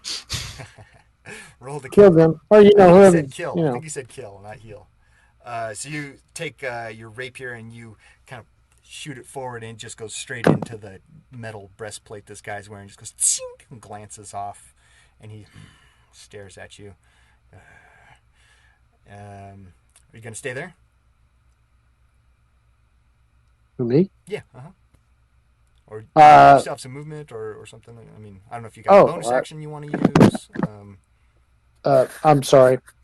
Do what? I was saying I don't know if you have a bonus action. If you have a bonus action you want to use, or you want to do anything with your movement, or stay there. But if I have a bonus action, I'm going to attempt to harm him again. Yeah, you could make Is an that not a offhand bonus attack. action? Yeah, you could make an offhand attack with the dagger or something if you want to try that. Okay. Yeah. Okay. So go ahead and just roll. Because I'm about to go down. Well, you do have a healing word, right? I believe healing word you can do as a bonus action after you attack. Yeah. Ah, Yeah, you can heal okay. yourself. Well, I already have a healing word lined up, but I was hoping to use it on one of my companions, but Well, so now he's not going then none down, of us it get might be a it. good idea. Yeah. Right. Okay. 6. To I yourself. believe there's a plus 6 to to yourself. that. Yeah, I rolled 6 and then to myself. Okay, 6 healing. So yeah, you Got that. find yourself hurting pretty badly. So you just go, I am the best, and heal yourself up a little bit. I'm not He's sure a good fellow. I'm not sure what your healing word I'll is. just use the mouth heart. Yeah. When I need some healing, I touch myself. Whoa. Oh gosh. That sounds like his character. Do I have to rub my nipples while I do that? Yeah. Hey man. No. Can Branbrek take 1 psychic damage? You're not only scarred, you're hard. Yeah. No, wait a minute. No. Trying not to only- mentally never- repress the image that he just saw. Okay, so you give yourself some healing and stand there. It is Lord Galen's turn, and as he kind of lies there on the ground, his cane rolls off out of his hand off to the side, and he's clutching this large gem, this double-faceted red gem, and it's pulsing that energy again. And you can see him like the look of terror in his face, but he's not looking at terror like at you guys anymore. He's looking down at the crystal and just and you can hear him say, "No, my lord, it's no, please," and it starts to and it's pulsing faster and faster, and then there's this of energy. Run away! And it pours outward, and instead of going into the young woman who is on the ground next to him, it into the body of Galen as he lies there, and he just starts twitching and thrashing around, and you can see him and the crystal falls out of his hand to the side, and he starts tearing at his face, where you can see these worming tendrils underneath the skin. And he's starts just pulling at his face and ripping the skin, and then bursting out of it are these tendrils of purplish writhing smoke that solidifies into forms of these very unfamiliar or very familiar looking tentacles writhing out, and it's just coming around the neck and skin, just bursting out, and out of the shoulder area 2 large ones come bursting outwards, and they're whipping around as he writhes in pain on the ground. This is on the far end of unappealing. Yeah, he lets out this unearthly scream, and you see kind of forming in front of you something a bit like this on the ground in front of you. Ha! That's not an illithid. I'm joking. And it's like the redneck cousin of an illithid. So it's a little large of a token. He's not actually this big, but I figured it would show up a little better on camera for you. Oh gosh. And there he is in front of you. And now, maybe you guys feel fear for the first time. Did he get bigger with his boss yell? It a bit, yeah. Like the power Dang! that seeped into him, he swelled and then started bursting forward these strange appendages out of him, and you could see him just screaming in pain and terror. And that was his turn, though. And Dakren, it is now your turn. All right. Hex has foot red and in rune here, all of body for a moment. Okay. I'm going to give him disadvantage on strength checks. Okay. And I'll start concentrating on that spell. So that's my action as an action. I'm just going to be like, die abomination, and just attack.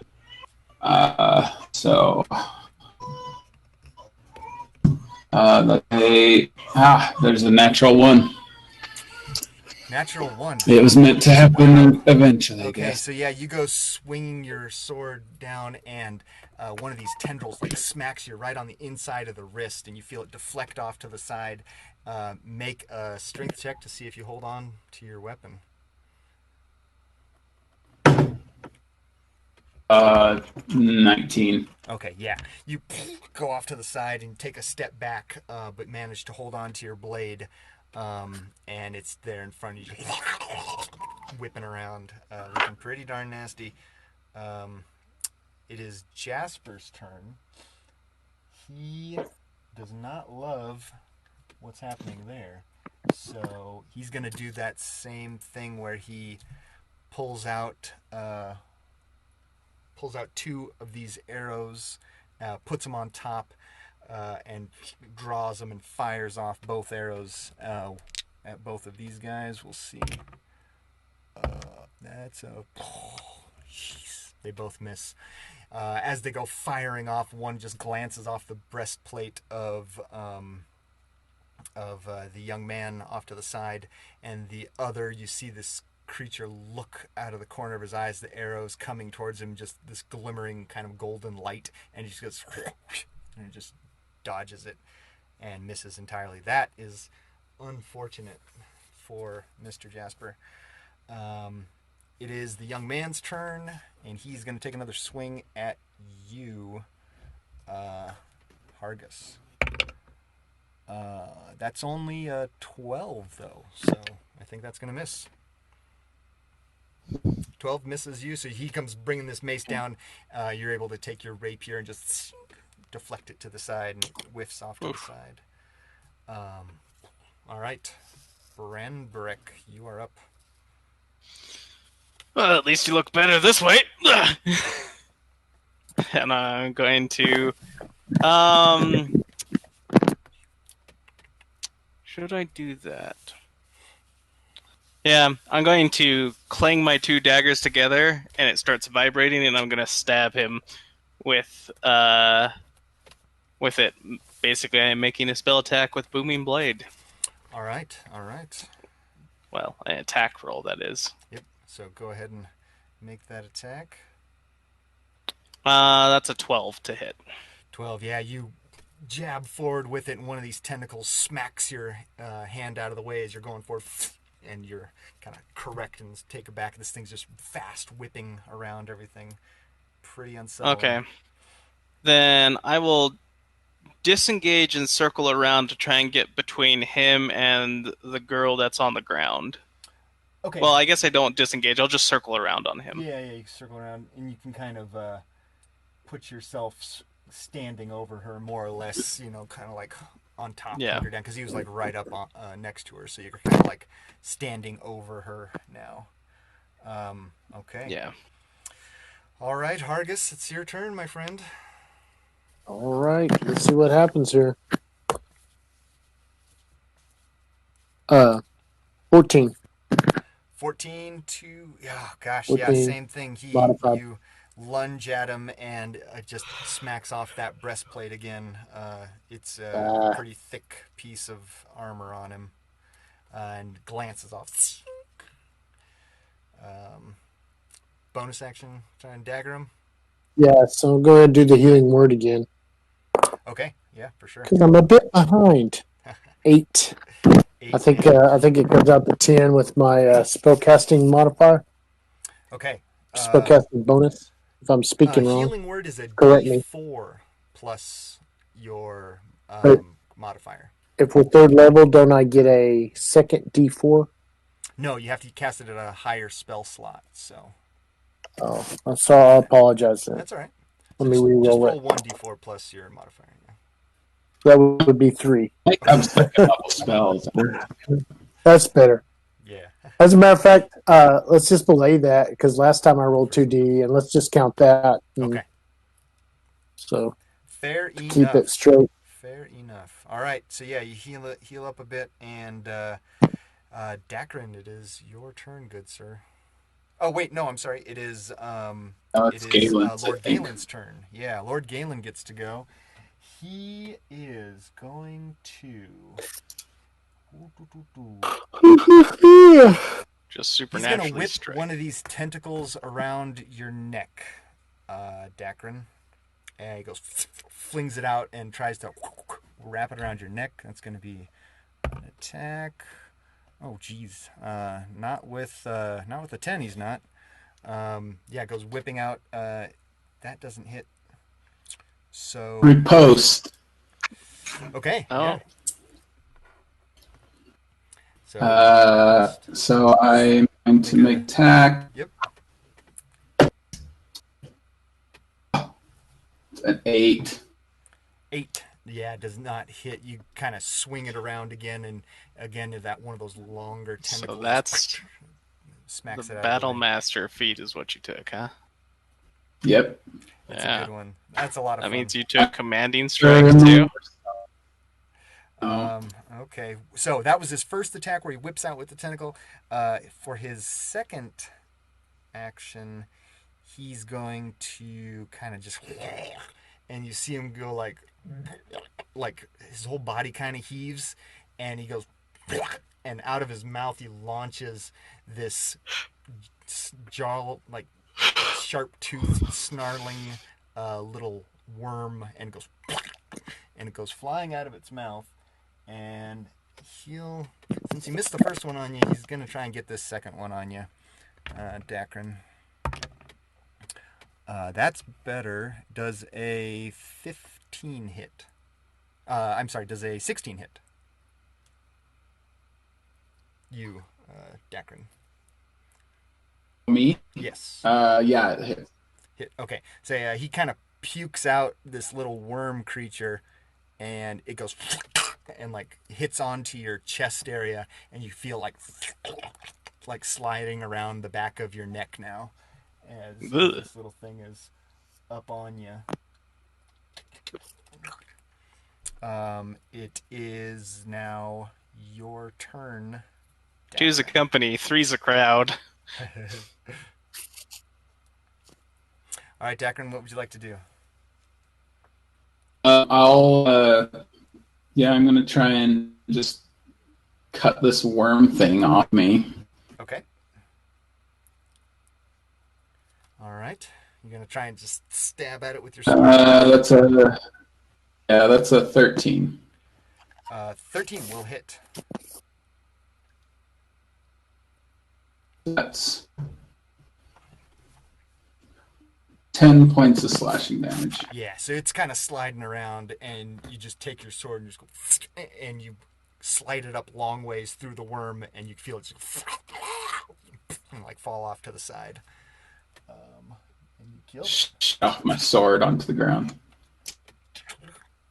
Okay. Anything else?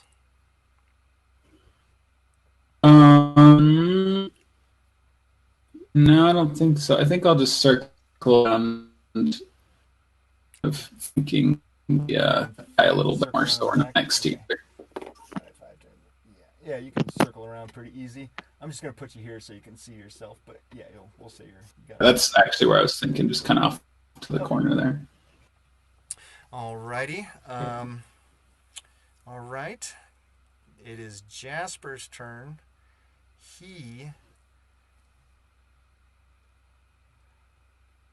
wants to take out a couple combatants, so he's gonna do. No, he's only got. Oh shoot, he's only got one left. He's only got one arrow left, so he takes this shimmering arrow, puts it on there, and pulls it back as hard as he can, aiming straight at the monstrosity in front of you guys, and fires it off, and we'll see if he manages. Oh, good, finally. Okay. Yeah, so he fires it off and it goes straight into the chest of this thing, and he gets one of those. Oh, shoot, pretty good. Okay. Yeah, you see it hit, and there's like a big blast of that shimmering golden dust all around it, and you can see the flesh in the center of this monstrosity's chest kind of sizzle away a little bit. Pretty bad hit, but as it hits, there's a corresponding flash of fire. As one of these tentacles whips out, and it's like gouting out of the wound. This flash of fire goes towards Jasper in response to this damage being landed. We'll see how. No, he does not. Actually, wait. 13 plus. He might make the dex save. Let me check for him real quick. Oh yeah, actually he does. So he gets half damage. Good for him. So he's going to take. Ouch. So you see this flame, this gout of flame spark off the body of the monstrosity right towards where Jasper's standing, and he manages to duck down a bit, but it flares over his arm. You hear him kind of cry out, just and he takes. Ooh, ouch. Oh man. Yeah, so he kind of like lays there. He's like rolling around. He's looking pretty rough. And it is now Dakren's turn. Dakren or Branbrek? I'm sorry. It is Westfall's turn. Sorry. Westfall's turn. He's going to take one more swing at you. Hargus misses. And Thank now God. it is Branbrek's turn. So I apologize. The Branbrek. gods. Okay. What was that? Thank the gods. All right. So Look I'm at the gonna room. be twirling the knife in my hand and like, your tentacles are disgusting, and I'm gonna just try to stab him in kind of the sides of the neck. It's not really a called shot, it's just stabbing it. As this big burst of golden shimmering kind of halo of golden cloud, and it's like a golden dust swirling around, it's again that same feeling where it's like highlighting a target, and you can make this attack with advantage. Where Okay. kind of lit up from where this arrow hit.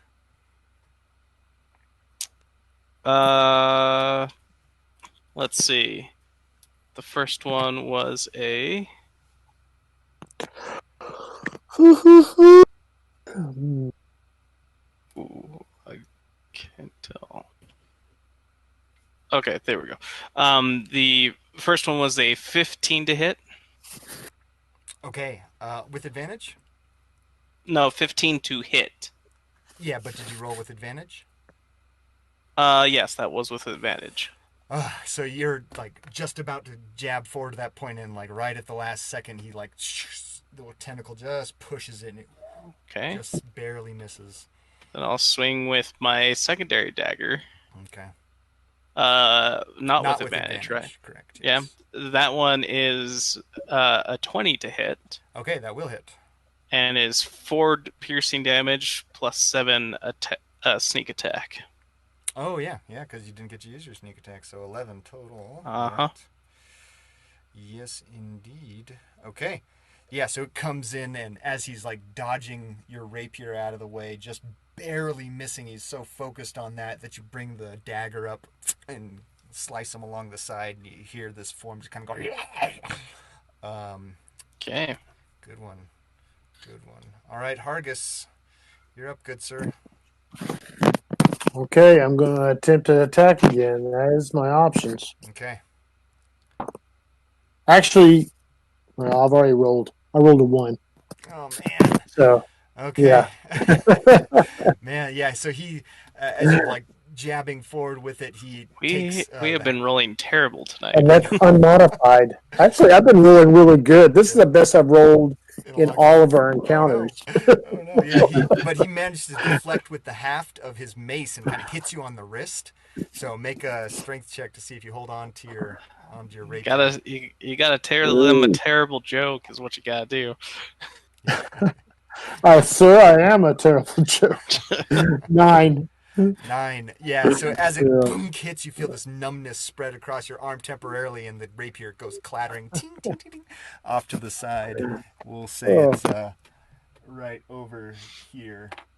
It goes skittering. Ting, ting, ting, ting. Okay. Is that it for your turn then, Hargis? Yeah, I'm out of spells. And You've only used well, I two have the healing? 3. I used 2 healings. And I used a sleep. Right. So And at this level, you have 4 level 1 spells and okay. 2 level 2 spells.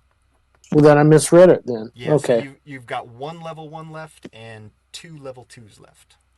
Then I'll go ahead and attempt to sleep heal again because I'm pretty far behind. Okay. You're gonna try and sleep this guy. Yeah, we'll go ahead and sleeping. Okay. That would be Actually, better than because you heal. attacked first, you'll have to do that at the top of your next turn. Yeah. So That's fine. That'll be the top of your But next you could do a healing word again. You could heal yourself if you wanted to. That would probably be best. I'm pretty far down. Okay. All right. No, wait a minute. I'm going to go ahead and cast sleep. It's an action, so it'll be your next turn. Okay. Yeah. All right. Yeah, No but you problem. can do a bonus action this turn because you attacked. Okay, I got you. And then you can do a bonus action to use your healing word, which is a bonus action to cast. No, 2. So you can heal yourself for 2. So you can heal yourself for 2. Was that 1d4 with a 2 on the d4? 1d4. Okay, yeah. So 2 plus your charisma modifier, which is 3, so 5. Oh, that would be good. Yes, I'll take it. Did you add your charisma modifier to the other 2 times that you rolled? I fudged them, and I did add it, but I fudged my rolls. So okay, this is my first good roll. okay. So we'll just stick with it, and we'll move on. Okay. I'll learn. Okay. All right. No problem. And that brings me up pretty high right there. So. Okay. All right. Well, it is Galen's turn. He's not loving you guys around him.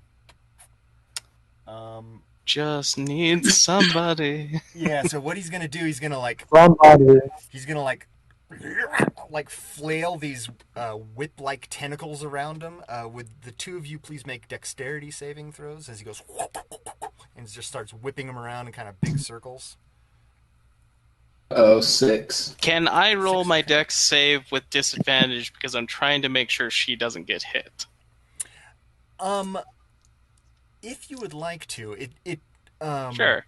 Because I'm trying to hold my ground. Yeah, you're a dexterous fellow, and if you don't want to jump out of the location that you're in, kind of, if you're trying to like stay exactly where you are hunkered, you can. They do seem to be like these 2 things like circling around at your kind of chest level. They're not like they're coming like at your chest, so it doesn't look like it's targeting anyone laying on the ground necessarily. But But yeah, so I guess that's up to you. If you want to stay exactly where you are, you can make it with disadvantage. If you're okay with doing. Or get the Branbrek. So you were a 6, Dakren? Yeah. Okay, so you feel one of these tentacles just hit you in the chest. You take 17. 17? Okay. 5 points of bludgeoning damage, and you feel yourself get knocked back 5-10 feet over there. And you're prone, and you got a 17. Okay, so you pass, so you only take... I'll just re-roll it for you because it's a different tentacle. So you only take 3 points of bludgeoning damage as you kind of like duck out of the way, but it hits your shoulder a bit, and you're not knocked backwards. So that was his his whip attack, and then he's going to... He'll puke a worm out on you. That same thing, he looks over at you and goes... and Disgusting. pops at you. We'll see how he does with the attack. Ooh, yeah, pretty good. Does 17 hit you? 17 does. Okay. So yeah, he plops onto you, and it like worms around your neck, and you feel it sliding around your neck area. Okay. All right. And it will be Dakren's turn now. Okay. So it didn't do any damage, he just hit me with it. It just hit you with you, yep. Okay.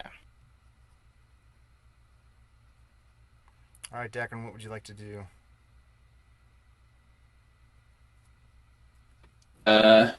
Just kind of glance back at this person against the wall. Who is this? Young man? Or... That's the one that's... That's the one that's asleep. Yeah, you glance up, and it is the sleeping form of a person you do not immediately recognize.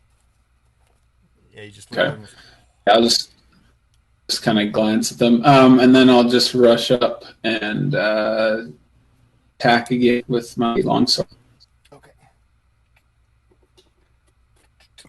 All right, no problem. Half 5, 10. Yeah, sure.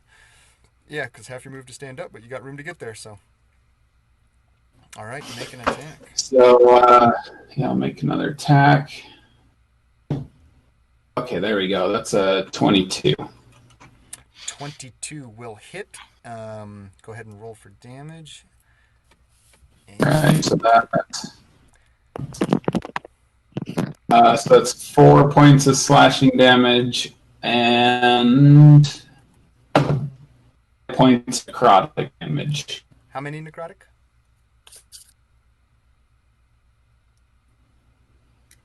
5? Okay. 5. Sorry, cutting out again. All right. Yeah, so you bring your blade down, and you can see where it slashes through. The skin reddens and then blackens in this big cut across the chest. Looking pretty nasty. Is that your turn then? And after you make this cut too, you can hear this faint echoing in your mind, Dakren. It's a quiet, insistent call, just saying, "Yes, yes, you see now what I can offer you." And it is Jasper's turn. So Jasper's hurt real bad. So he's got this big old burn mark across his arm and shoulder. He like reaches into his pocket and brings out one of these leaves that you guys saw with this goop inside, and he like splats it on there and like rubs it in, and he's gonna get a little bit of healing. Oh jeez. What is flame armor been? Has it been? What is what? If I noticed how he lit his armor on fire or whatever, right? How Jasper does his armor. Like how Jasper has that been... rubs his stuff onto the armor. Yeah. You know, you're not exactly familiar with it. It's this sticky goop he takes out of one of the vials. He's got all these little vials of stuff, and he like takes the goop out and he like rubs it across all these little patches of leather across this vest he's wearing, and then he like sparks them on fire, and they like flare up briefly, and then there's like this faint kind of shimmer that maintains for a while after he does it. Okay. So yeah, interesting. Yeah, it is kind of weird. So, but yeah, he like rubs the scoop on there. And I'm sorry, after it was a reaction, so I'm gonna say after you hit him, make a dex save, Dakren, because I forgot to ask you to do that when you hit. 5? Ooh, that's not gonna do it. Okay, so 6 points of fire damage as after you hit him, it flares back and burns over. That was his reaction. I'll flare him right back. Okay, all right. So he gets a dex save. He is dexy. That's a 12. So 16. That's a success. Success. Okay, so half damage. Half. Yeah, so we'll go. Good. Ooh.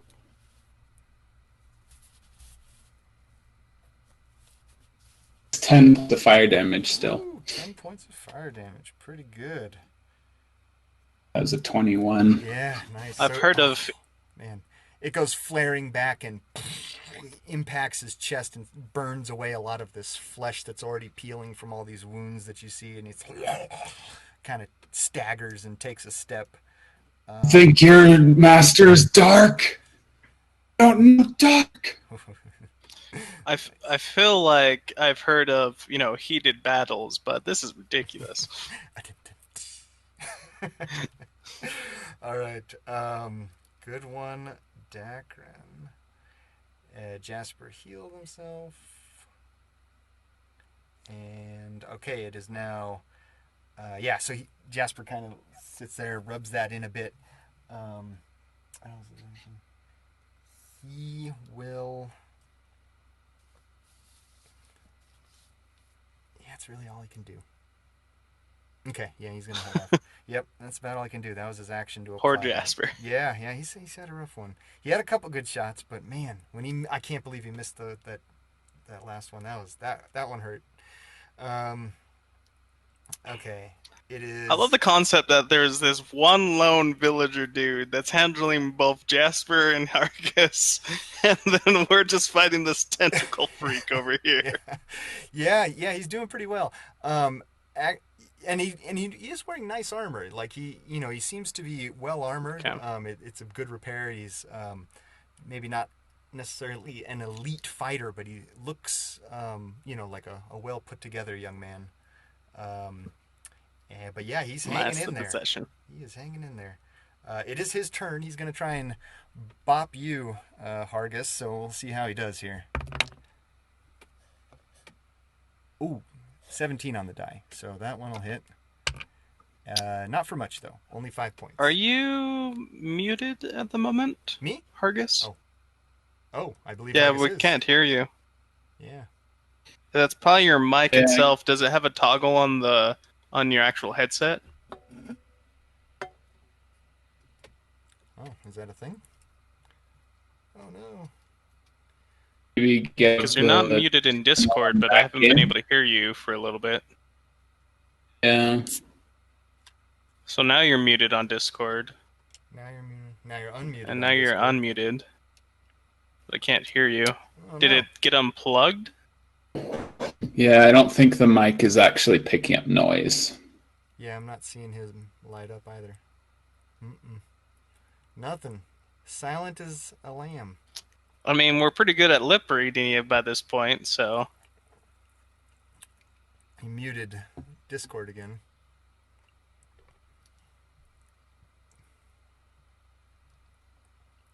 Hargus, show off your miming skills now. I know.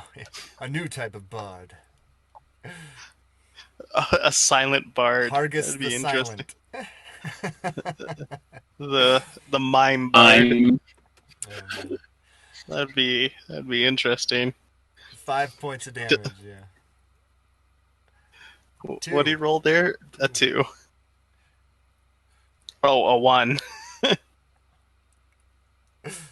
All right. Well, that was Westfall's turn. So Westfall hits you for 5 points of damage.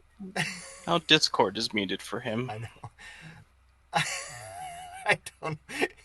All right. So Hargus,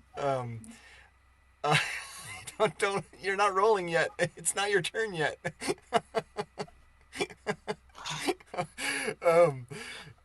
Lost in communication. The young man hits you for 5 points of bludgeoning damage, and that's it for him. Booped you on the noggin, and it is Branbrek's turn. As you're there, Branbrek, this worm is going to slither around your neck a little bit and take a little nibble at you. Okay. Natural 20. It'll hit. It will hit. So, oh my gosh, you lucky dog. Only a 1. So 2 points of strength drain. You feel like seep. So not of damage, but of drain? Yeah. So you feel like your body become physically weaker. You just, ugh.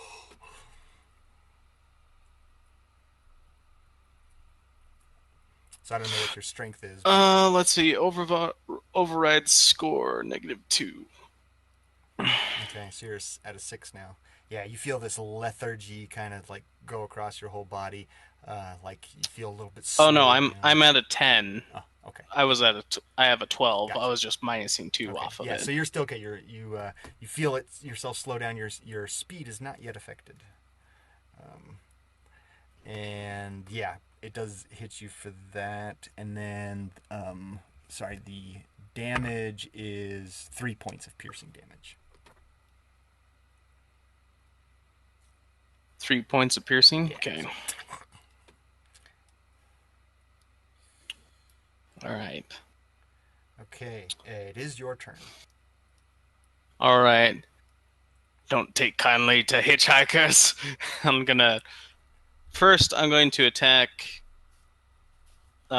Galen with a dagger. With your offhand? No, just with... I have to attack with my main hand first, so... Can you hear me now? Hey, yes. You're back. Really? Now we can. Yep. Well, that would be a natural 19. Yep. As the squirrel says, WTF.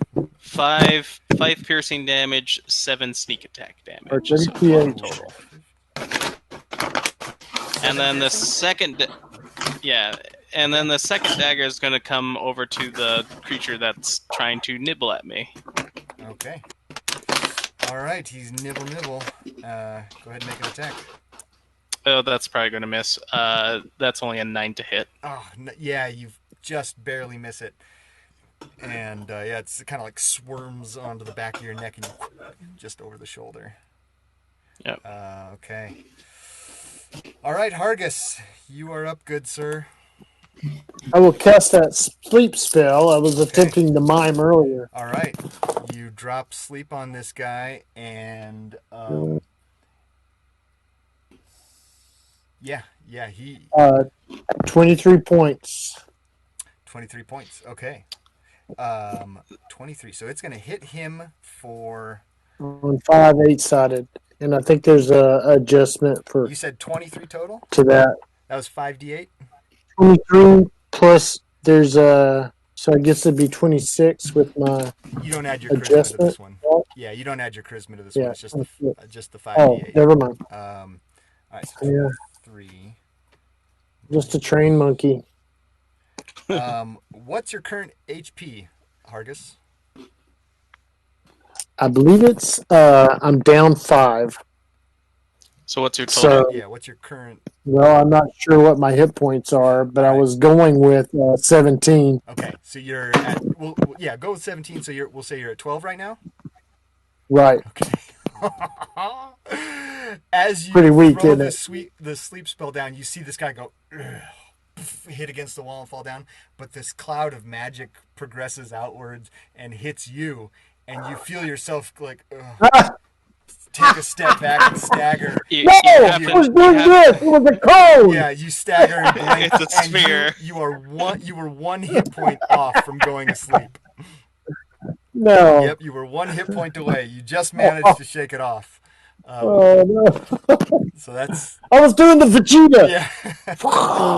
You just barely stay awake. But yeah, that's hilarious. Good one. Okay, so he goes down. It is this fellow's turn. He's going to leave you to play with your new friend, and he's going to... Gonna find my sword. Let's see. Well, while you're both occupied, he's going to whip those tentacles out again, and he's going to fire off these 2 blasts of this dark energy at both you and Dakren and Branbrek. Yeah? Okay. So blast of energies at both of us. Yeah, so that's a 17 on the die for you, Bran. So Is this a ranged spell attack? It's he can do it either way. If the tentacle's hitting, he's gonna do it. If it it's his little weird creepy tentacle thing. So he's gonna smack it on you and do it. But he misses you, Dakren. So sorry, Bran, you're the only one. Again, I think. Not too bad though. Only 4 points of damage. Bludgeoning or what? No, it's that same like getting punched with energy feeling. It's like it's not the tingle of electricity. It's just this weird force damage. Not to let the cat out of the bag. Yeah, and it hits you. So that was his one, and the second he's gonna puke a worm at you, Dakren. Oh no, not very good. So he has a feet and spit. Yeah, but a 12 is not gonna hit you, is it, Dakren? Barely misses. Oh, he just can't connect with Dakren. So this thing flops on the ground, kind of behind you here, and is worming around. Okay, that was his turn. All right, Dakren, you're up. Just gonna attack the abomination. 14. 14, just, you see it like swinging around, and the tentacles again smacks your hand out of the way and misses. All right, that's my turn. Okay. Jasper sees him drop. He's going to just shoot. How are you guys looking? Is anyone looking really bad, or you guys looking okay? I'm below half, but that's about it. I'm at a third of my health. Third, okay, just kind of staggering around. I'm doing pretty bad. He's gonna fire off. He grabs a couple different arrows.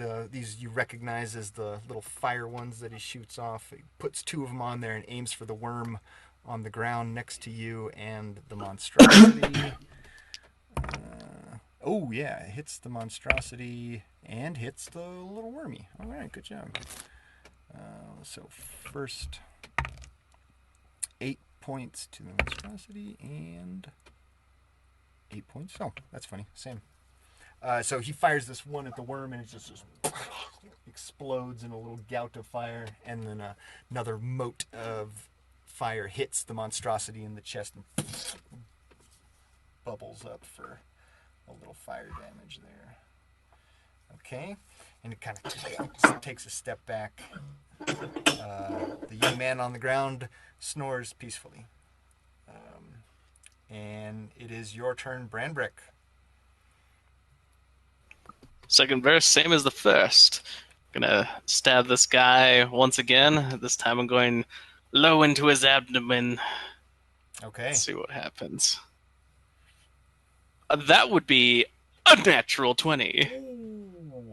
Ooh. So on the sneak attack, which means it is a total of 9 plus 13 damage. So 22? 22 for total, or 22 total damage.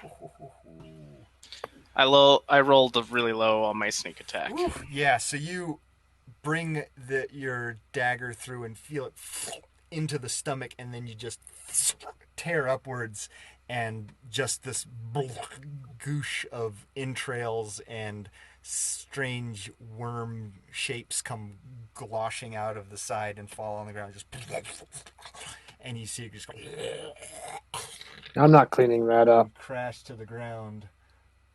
And then I will immediately stab the one that's on my neck again. Try to. Yep. With the 10 to hit. Okay, 10 to hit. That hits. That's it. Yeah. 2 points of damage. 2 points of damage. It's still worming around up there. and it's gonna try and bite you again. Okay.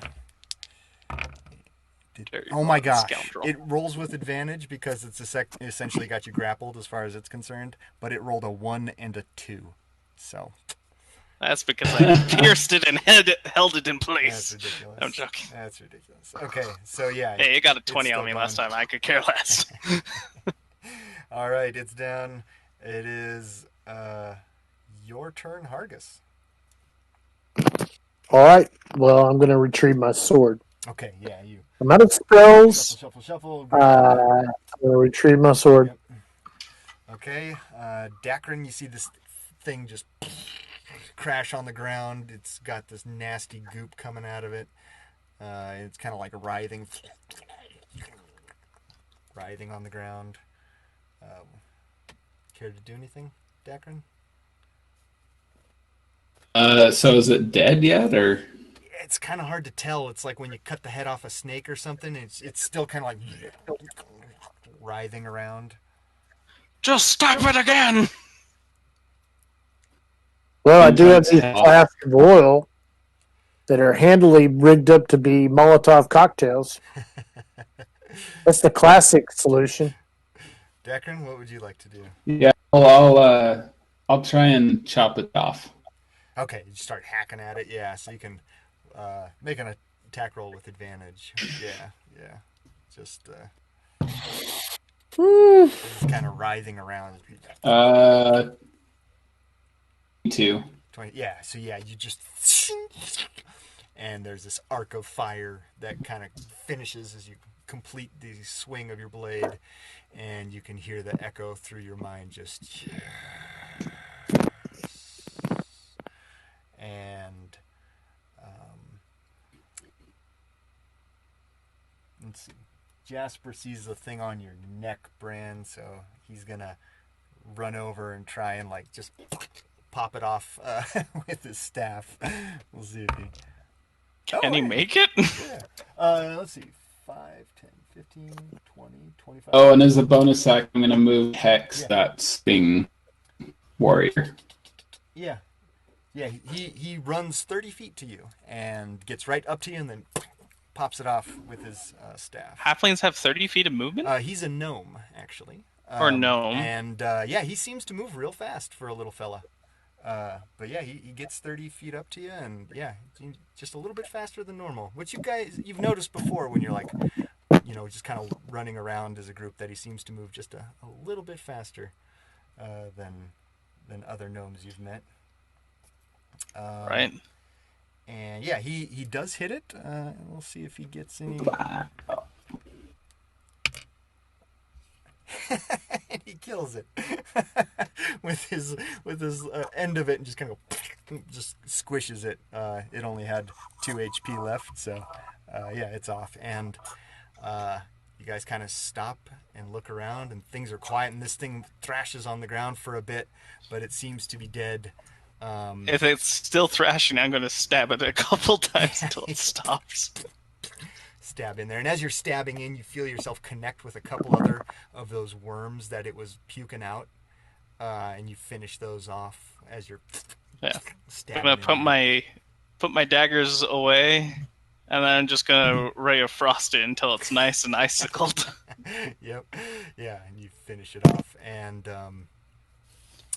yeah, it lies there quiet and still, and the room around you that was glowing with this ominous purplish light begins to fade, and it's like it all kind of comes from the corners, like it filled. You weren't even like aware of it at the time, but it was like a tangible light that had filled the corners and this whole room, and as it starts to recede, it leaves the room in darkness, and you feel it just kind of, and it comes past, and as it passes you, you kind of have a small chill, and it recedes and recedes into this dual faceted reddish gem that he had been holding, and it kind of just seeps inside of it and goes inside.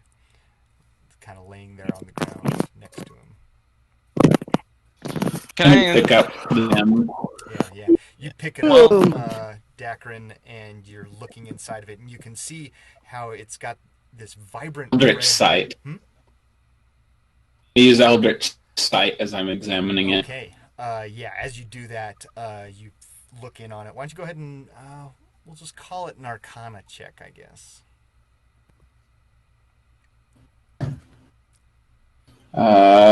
Ooh. 19. Okay. And this it tells you School of Magic as well? If it had.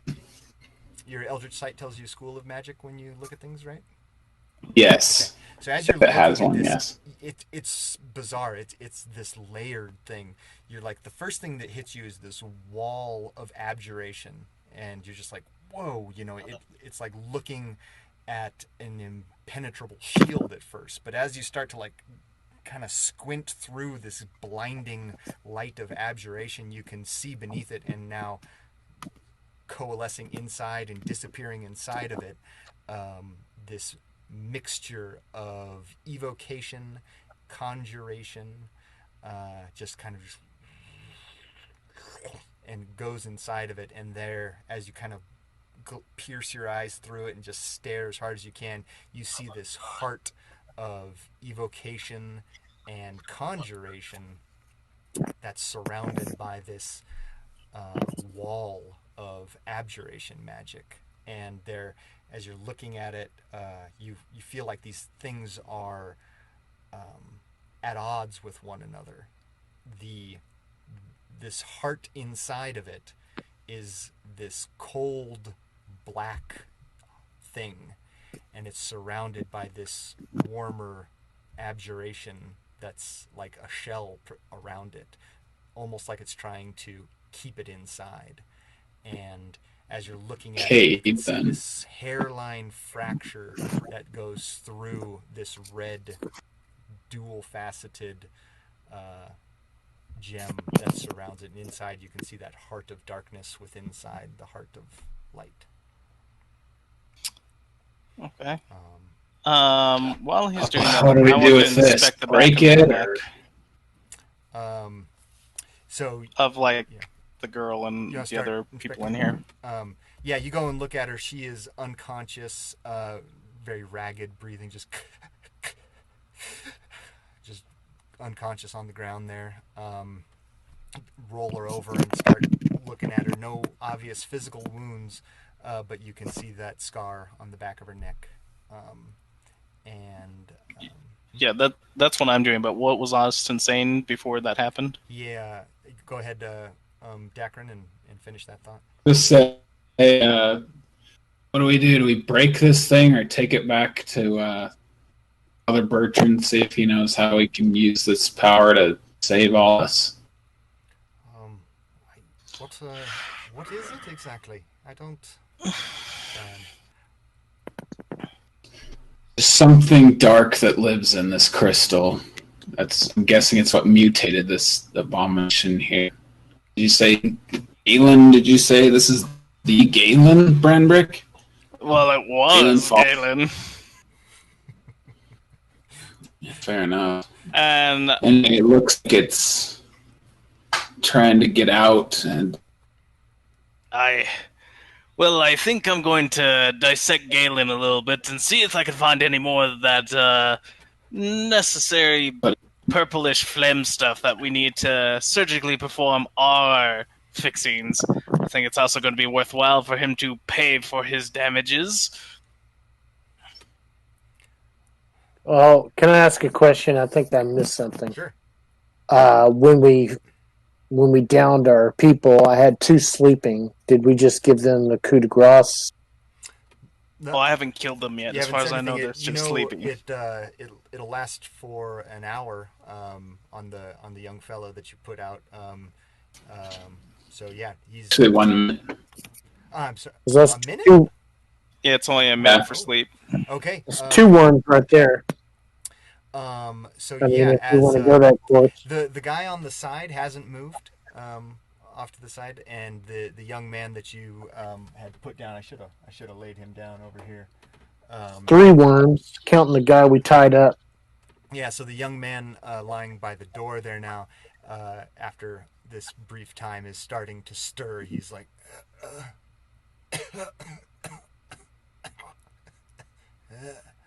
and you start. Are we trying for salvation or expungement? I think that the dark influence is really wearing off. At least we should give him that chance. Just kind of point my long sword at him and just say, son. Clearly now. So you're walking up to him and saying what, Dakren? I'll say, "What's your name, son? Are you thinking clearly now?" Sounds like digital French from my like end. eyes kind of glaze over, and he's just like,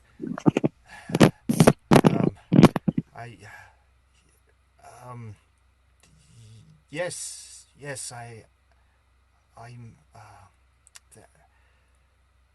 I'm thinking clearly. I appreciate it. And he kind of like is grabbing his neck and like stretching around, like, what's happening here? What? He's looking around, and he kind of looks over there, and he's like, oh no, and he starts crawling towards the woman in the center of the room there. She's naked. Don't get yourself all wild up. Thankfully, she's not naked. And yeah, he's like crawling forward, and he goes, Hargers has X-ray vision on everybody. It's just everyone's naked to Hargis. Doesn't matter how many layers there is. Yeah. His mind's eye. It could be said of a lot of men. He sees a lot of things, Hargis. He's crawling forward. He's like, Candace, and he starts. Don't deny my nature. And he crawls towards the center of the room, and he's like, just trying to pick her up. He's like, is she all right? What's going on? And he's like kind of jostling her a little. Candace. Oi, hands down, calm down. The lady is not doing well, you're not doing well. Any panicking is just going to cause more problems, and if you don't calm down, I'm going to have to knock you out. Yes, Branbrek, calm down. He's through a lot. Thank you. Thank you for your efforts. This is my sister Candace.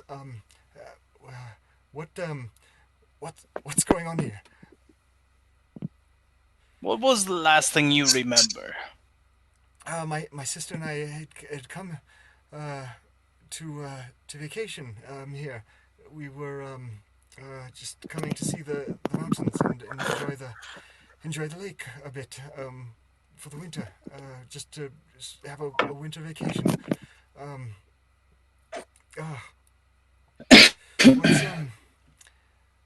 Who are you people? What are you doing here? Is your last name Westfall? Yes. I'm Jordan Westfall. Yes. How do you know? I fought with your father in the war, and I think we're all losing our memory a little here, but I think I was sent to find you. Your father. Yes, there are some foggy bits of my memory. Yes. My father sent you. Look, lad. You've been drugged and abducted by an evil cult. Okay. And as of this moment, you're still tainted by their sick ways. Okay. Well. By the worm. Yeah, we've all got this was a bad 80s high, but we'll deal with that later. I feel much better now. I was feeling like in a nightmare before, but now I feel I'm feeling better. I should take my sister to the cleric in town here. Yes, there's a cleric in town. I can take her. And he starts like trying to like drag her towards him and like starts trying to like pick her up a little bit. I'm just gonna put a hand on her shoulder. I'm gonna give him a hand. Yes, thank you. Do you know how to get out of here? And he like starts like he puts her. What about the rest of these people? Do you know them? And he starts looking around at the room. Yes, they were the staff, Lord Galen's staff. That's the maid and that's the cook. He had some personal bodyguards. He's like stretching his back. And that's the groundskeeper over there. What? Were they all part of this? I don't understand. What's going on? What cult? Yes, as good as ours. Cult? And he's like, kind of rubs his eyes. He's like, I don't understand. They have induced an evil. We'll let. Sorry, They have induced an evil parasite into you. They have induced an evil parasite into you, and you are still corrupted by this worm. And when the master is within range, we believe you succumb to his influence and become a zombie and are obedient to his will. Thrall is the word you're looking for. Oh, yeah. Enthralled, yes, thank you. Very well. I should take my sister to the cleric then. He will be able to purify us of this evil taint.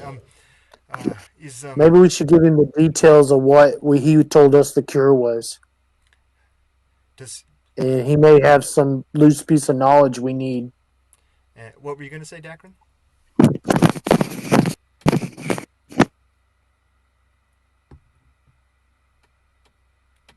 And on what we already know from what Father Bertrand said. Okay. Yeah. So he kind of nods as you. Okay. Yes. So, Father Bertrand. Then yes. I will go to him and he can purify us of this infestation. Very good. I appreciate it very much. Do we go out the exit there? Is that how we get back to the surface? Did you describe? There's one more loose end that we need to take care of. Yes. What's that? I think he has a mustache. A man with a stash. Very well. Well, should we tell him the detail that we need a number of worms to perfect the cure? Remember, we need I forget how many worms each for the father to create the cure. Or is it all together? You think the staff is part of it? Maybe they have what you're looking for. Maybe they can provide this thing. Well, we can sure kick a few of them until they give us a yes or a no. Yes, they look none too well. Perhaps they. I know where one is. Yes. As you guys kind of look around the room, what he identified as the cook, the maid, these 3 bodyguards, a groundskeeper, they're all actually dead. There, around the room. So it looks like whatever was required of these people was taken, but left the bodies dead. We luck the arms and the axle still alive. Yes. Well, wouldn't it help us to take the maggot corpse back? One sec, Scott. Dakren? Sorry. Branbrek, should we take him head back to Bertrand? Yes. I think we should go see this Father Bertrand. Yes, if he knows a way to cure this, this is what to do. Is the exit? I can just follow this out then. We'll help you. We'll help you carry your sister too. And he's he's actually a pretty good sized guy, so he's stands up and he's just maybe barely over 6 foot tall, well muscled guy, and he kind of shoulders him. And you did that. What was that, Dakren? Sorry, you're breaking up a lot. Is he wounded? He is, yeah. He looks pretty. He took a few good shots during that, but he's let's see, what was his actual remaining health? Oh, I killed Well, everybody. Yeah, he's not terribly wounded, but yeah, he's pretty bunged up. He's less than half, so. Well, the bad guy that y'all killed, wouldn't it help us to take him back? Because he's obviously ridden with these critters. These larger worms that seem to be like regurgitated out of it as you're going through, it seems to be like all that's in there. So you've like looked through. There are these bigger, now dead corpses of these larger ones, and compared to the ones you've found in the skull, these things are like a foot long and Unrelated. yeah. Well, I mean, you would assume somehow related, but you've gone through the body of this abomination, this mutated thing, and it seems like all of these larger worms have been dispatched. Boy, I think we ought to burn this thing. I'm just going to more or less harvest, if I can, or dissect the back of the skulls of these various dead people around the room. Yeah, so you can start going around, and you can start on the first one, Dakren, and why don't you make a medicine check? We'll call that. Okay. I mean, I know what I'm looking for, right? Yeah. This is, you're gonna slice it open, try and crack it in there. 12. 12. Yeah, so you're Father starting to work on it. Bertrand was the one who did it before, right? Yeah. Oh, yeah, with So me maybe we should there. just bring him the heads. Well, do y'all want to search the rest? Do y'all want to search the rest of the house before we leave? Oh, I'm going to be searching this house. As you guys are doing this, the young man kind of backs away as you start cutting it. He's like, I'm terribly sorry, I can't, and he starts walking up the tunnel. Neither can here. I'll show you. I'll wait for you. Follow. You guys want to make sure that he's safe and that the butler is taken care of. I'm busy. I'll do that. Okay. Look, you walk off, you're putting yourself and your sister at risk.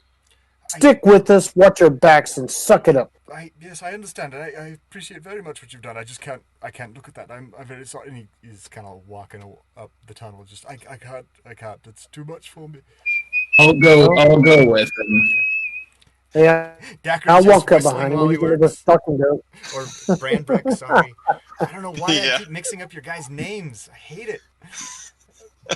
Anyway, yeah, so Branbrek. N-K. Yeah, it's something about the phonetics, I guess.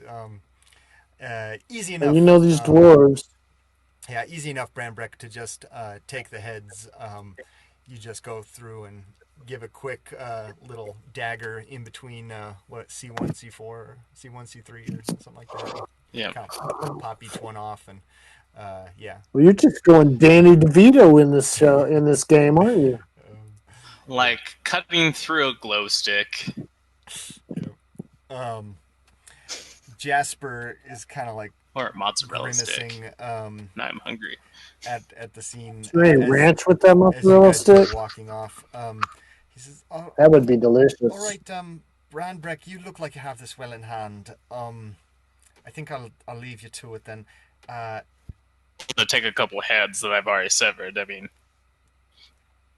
Oh, okay, yeah, all right. I'll grab a couple of those then. I just hold them to him with their jaws slacked open towards him, like shrunken head style. At first, he goes for an ear, and he's like, "I'll just grab."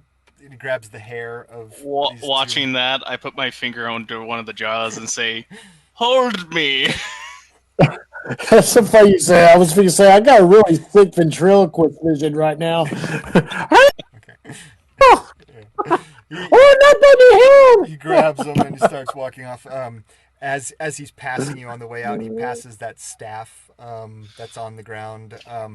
He's like, does some? It looks like he looks over at you, Branbrek, and he goes, it looks like Dakren does magic, right? And Hargus knows how to use magic. Maybe they would use the staff or something. I don't know. Are they? Look, magic on a fiddle. I don't know. Yeah, I have some magical talents, but not like they do. So you'd probably want to ask them. All right, and he picks it up and he's like, just like slides it, into the backpack and goes, we'll see if they can make any use of it. And he just kind of like walks up the stairs and keeps going. Think fast. One more head. Yeah. Rolls up and he's grabs it. This one's the chef, who's a bit more chubby. Oh, I'm not sure. That'll be a disadvantage because it's a. Oh man, he still holds it down. Yeah, he go. I can't. Just don't look at it, and he just keeps going up the stairs.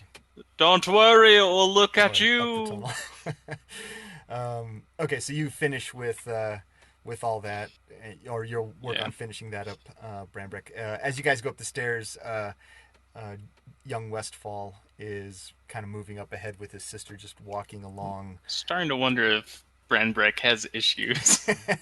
Well, he does now. Let's see here. You were tying the knots, Dakren, so why don't you make a sleight of hand with advantage for these ropes that you used to tie up the butler.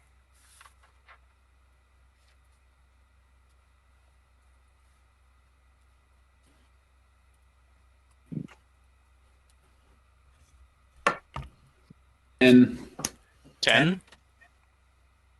Can you see that? Do you know what that one is? It's a natural That's a one. 1. So, yeah, you get up to the top and you see this guy up against the post, struggling, as he's tied to the banister. And he sees you guys walk in and goes, "Oh, thank goodness you are alive. I was so worried. This monster has taken over our minds. You must. Did you kill him?" Is he talking to me? Hey, as you Because guys I got my poop all reared walk back. in, he's kind of like looks over the group. He's just, oh, please, you've saved us. I take it then. Is it the young Westfall boy? Does he know? Is he returned to his own mind? Oh, what a relief. Yes, please.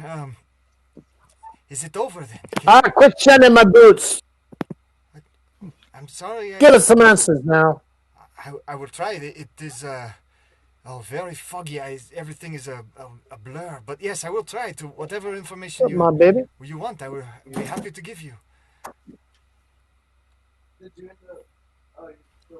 Yeah. Come with us, or get You tell by my terrible dungeon accent. some parasites. Parasites. I'm sorry. It is all so foggy. I can't recall everything. Parasites. What? I'm gonna check the back of his neck. Yeah, you pull his neck down. He does have a scar back there. Feel that? Feel that in the back cheek? Yeah. Yes. That is. You're looking at it. It's like a very old scar. Yeah. As you're looking at it, it's got none of that fresh look that yours does. This thing looks like it's long since healed over, kind of a thing. Yeah, you're gonna want to get that removed. You're a bit wormly. Of course, I will take your word for whatever. Let me know when I come up. Okay. I'll untie him, but I'll say no funny business now. We still don't fully trust you, and Yes. hate to have you use the sword on you too. It is quite understandable. Yes. Very well. Okay. I set your boots on fire. I please do not. And he kind of like They are fine loafers. yeah, he's like rubbing his temples and looking around. I think I'm the only person I'm tickling myself. It was such a Friend, will set your boots on fire. I've been if you waiting for half cooperate an hour to with us. use that. Well, yes, I will tell you whatever you would wish to know. It's just again, it's like moving through a thick fog. Trying to remember the last year. I don't know. It is all so confusing. We can always take him with us in hopes that he'll regain some of his memory. Yeah. Although Why don't you it come sounds with like us? Of course, yes. We'd love to. Maybe no more blows to the head.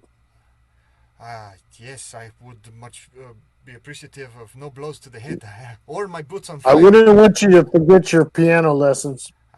Yes, I never did learn. I do make a wonderful lamb stew with mint, though. If you're ever in the mood, I could make it for you sometime. I'm more inclined towards cooking and never so much of the musical arts. But yes,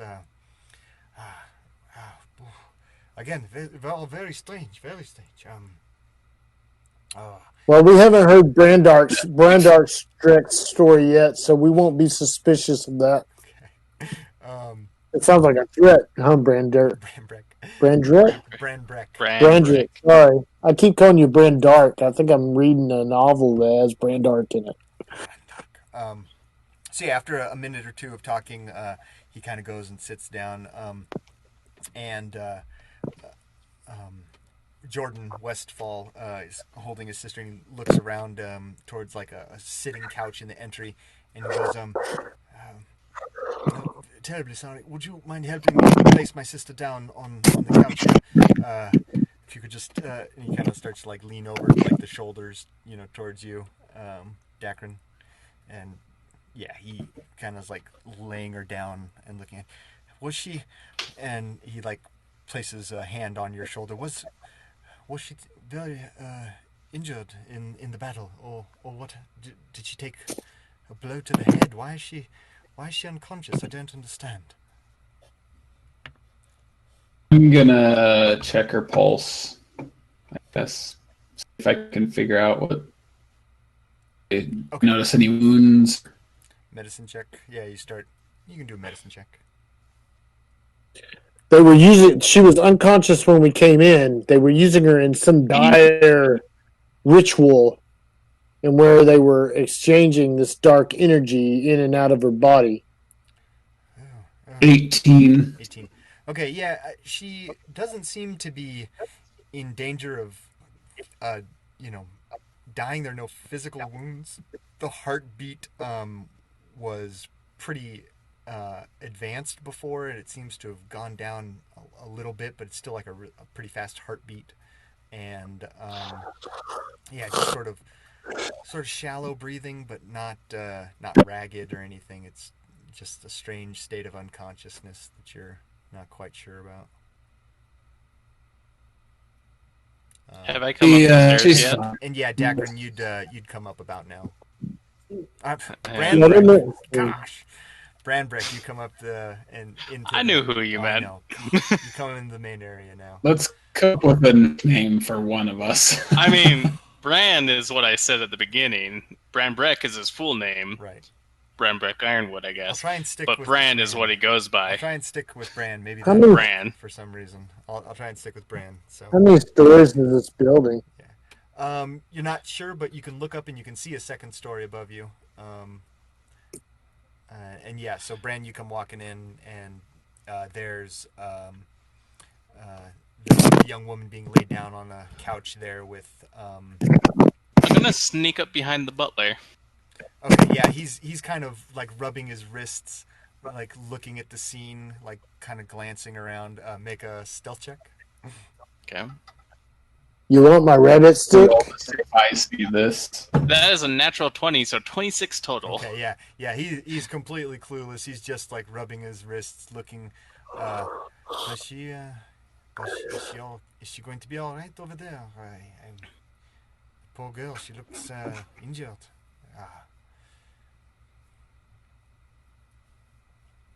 I'm just going to creepily stand behind him the whole time. Yeah, he's because not, I'm trying to keep an eye on him without him knowing. Yeah, he's not registering at all. He's just looking. His passive perception is nowhere near a 26. None of us see you, so we're all waiting on where. Yeah, no one's passive perception is high enough to notice him. Bran, like just behind him. over to the stairs. I say, Bren, what's taking so long? Yeah, he kind of yelled down. He walks past me and Yep. then walks back, and I'm just standing there. You're got a coat rack. You're Laddie, Really we don't can want to totally leave him see here you. again. I could totally see you against that wall. um, You're trying to be invisible. You're not doing it. all right, I've seen so this problem yeah, before. what is your passive perception, Dakren?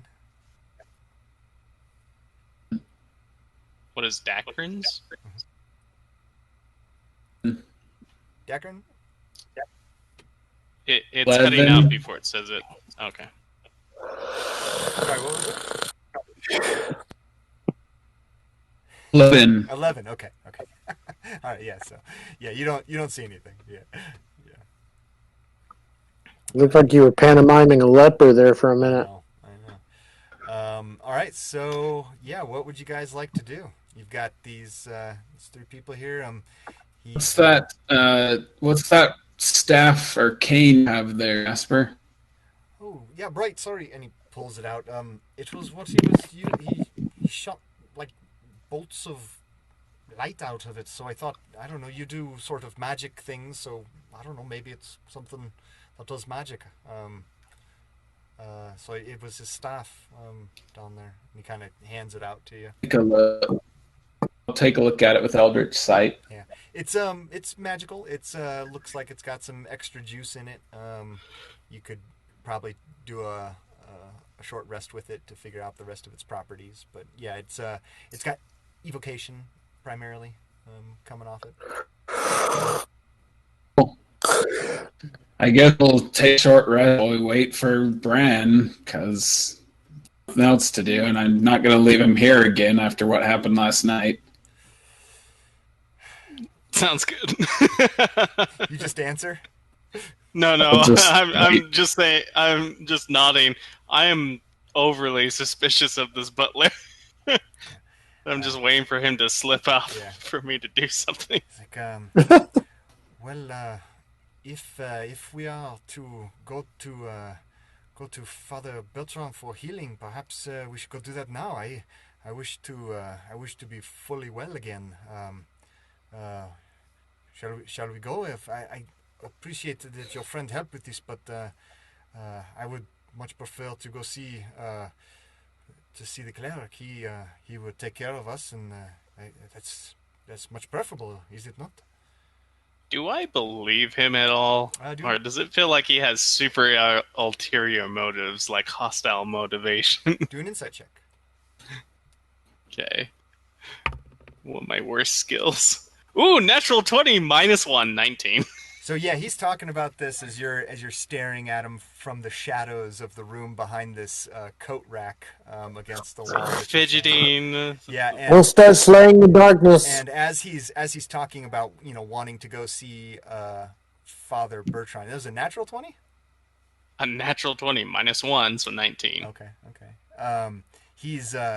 He's glancing her, and you see him, like, as he's saying this, he kind of, like, his eyes flicker over towards the Westfall kids, for as we've been calling them. His eyes are flickering, and he's looking around, and you can see, like, this hint of tension around his eyes, and a faint sheen of sweat across the pencil mustache. He seems a little overly eager, maybe, to be on his way. Stab. Do you realize? you realize any of the I'm reading too much into it, but if they're under the influence, any of these people could be the real master. You know that? I mean, that's paranoia. Tentacle face gave way. I mean, that's what's making me think that, because the tentacle priest, he was perfectly fine till he bust loose. Never mind. Yeah, you never can tell. Never mind. Yeah. So he's like looking around. Just you can tell he's eager to go. Seems like he maybe Go check Bran one time. yeah. And right about then, he hears a voice from behind him that says, "I don't trust you at all," and he feels the prick of the knife into his back. Yeah, he jumps, turns around, as in an actual attack of a knife. and then I just caught up. Is this the guy who slipped you the Mickey? Yeah. He's also the guy that appeared in your dreams. Yeah. That's right. Yeah. You're incredibly good. Okay, finally I've from the caught other up. day. Yeah, you recognized him as the guy who had poisoned you in the woods on your way someplace. Yep. I'm glad I kicked him now. Yeah. He jumps around. So you're just kind of poking him and, No, I stab him Stab? while saying this. Oh. Yes, I stab. Okay. All right. Well, make an attack And roll did with the little advantage. kidney. Oh, with Give him advantage. the kidney, eh? Yeah, he's completely surprised. Doesn't see ya. Yes. Of course, there's no more answers coming out of him. Okay, so that's an 18 to hit. Okay. With a 5 on the piercing damage. Okay, so and sneak attack, right? So let me just roll that quick. Yep.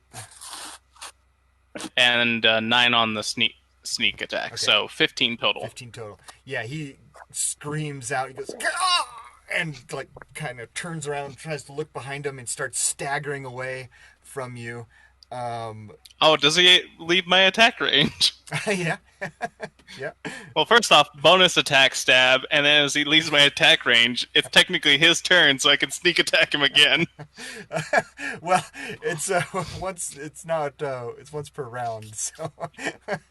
No, it's once per turn. It's once per turn. Sneak attack is once per turn, so you can get sneak attack on reactions.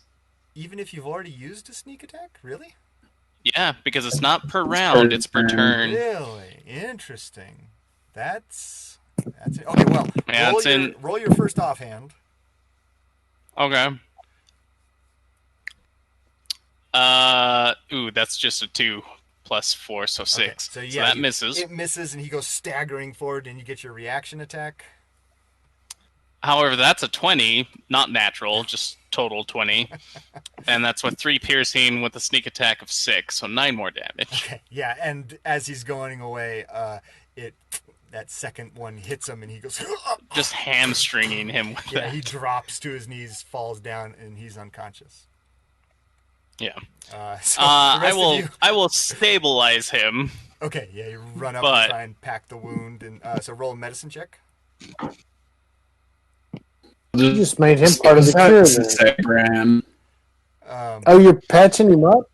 You guys. And then with that's an 11. Okay, yeah. So you staunch the wounds, get most of the bleeding, stop, use some quick expedient military field medical training, and it's not nice. Yeah, I do it in a vicious way.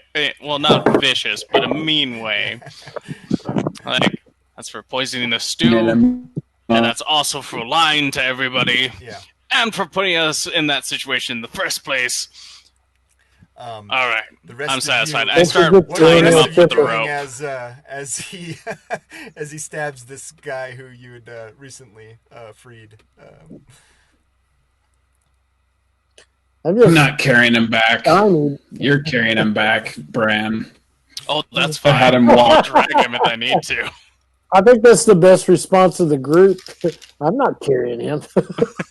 I had him walk with our knives to his throat, but now you gotta drag him, so I hope you're happy. You can throw him in the goat cart. Jasper's like wide-eyed. He's like, why did you do that?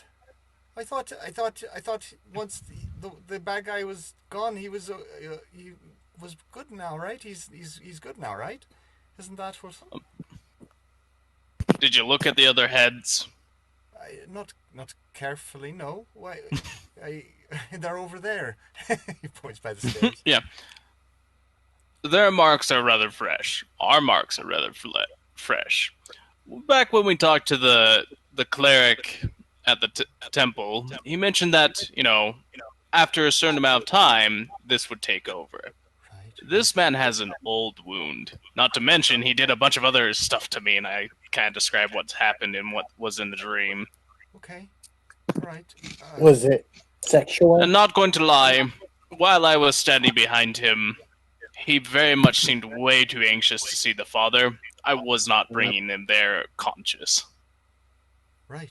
Okay. All right. So you think he was still like a bad guy then, right? Is that? Well, I didn't kill him yet. Oh, right. Okay. All right. But We know killing. We need to know. We know what he knows. I'll sling him over my shoulder and do the like the army man kind of carry. Fireman? Yeah, fireman carry. Okay. Go to father. Try to shoot things together and drag him. Is my strength still depleted? Yes, it is. You can throw him in the go-kart. Okay, so I still have a 10. So it's a little harder to drag in than I would have originally thought. You'd be like kind of struggling with it. Probably ask someone for a little bit of help for a long distance haul like that. Nope. Yeah, Dakren has declined. 0 dead weight. He didn't have to be dead weight. Well, he's not dead weight. Well, he's not dead. He's only mostly dead weight. Mostly dead. He's unconscious weight. All right. Princess Bride. Slightly alive. He. All right. I guess back to Father Weston then, or Father Bertrand. Well, No. Well, man, I kind of wanted to search the mansion more before Oh, right. we left. But that's just me. What are your guys' thoughts? Me too. Although the logistics of these conscious prisoners and searching is kind of tentative. And you know what? After that last encounter, I'm not altogether trusting of the kids. Were they twins? They're not Brother, sister. Yeah, brother, sister. I assume you're saying this quietly off to the side. Yes. To Dakren Yes. and myself. Yeah, you see Right. the brother kind of off to the side, looking over his shoulder at the scene, just kind of wide-eyed, confused at the situation a little bit, but kind of just standing there staring at you guys as you whisper amongst yourselves.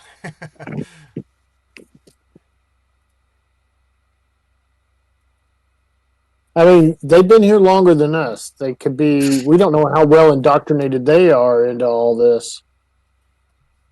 I trust. They're the kids of a general I worked with in the war. And we'll keep an eye on them to make sure they don't have any lingering effects, but let's not worry about it too much. Okay, Yeah. let's search the building then. I'm always game to put some stuff in my pockets. With the kids while they search, and then Yeah, I'll Asper, you want to come with me? Sure. What are we doing? You want to search the house? I'm let me going know back if with you the find kids.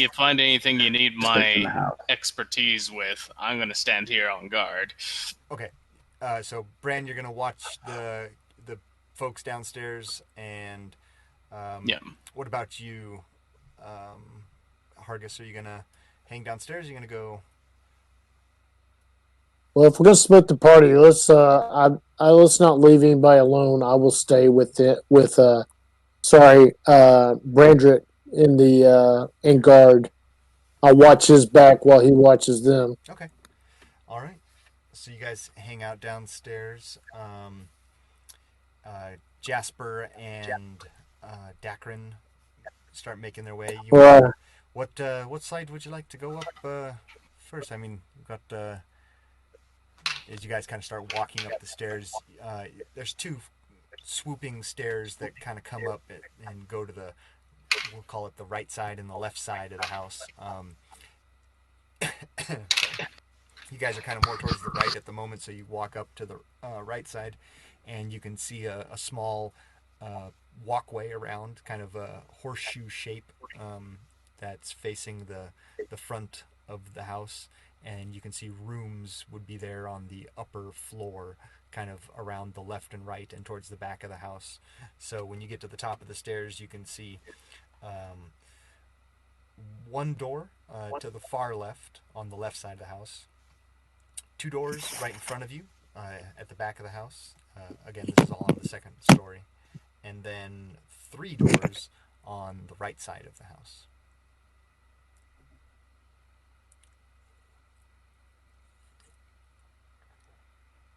It's like he's froze up. I think he froze up.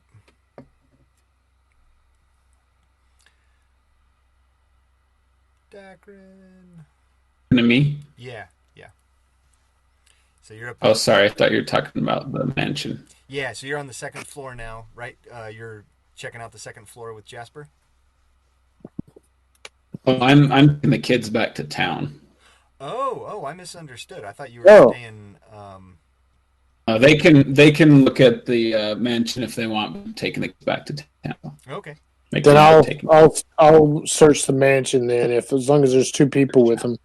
Okay, so Jasper and Dakren want to go take the kids back to Father Bertrand.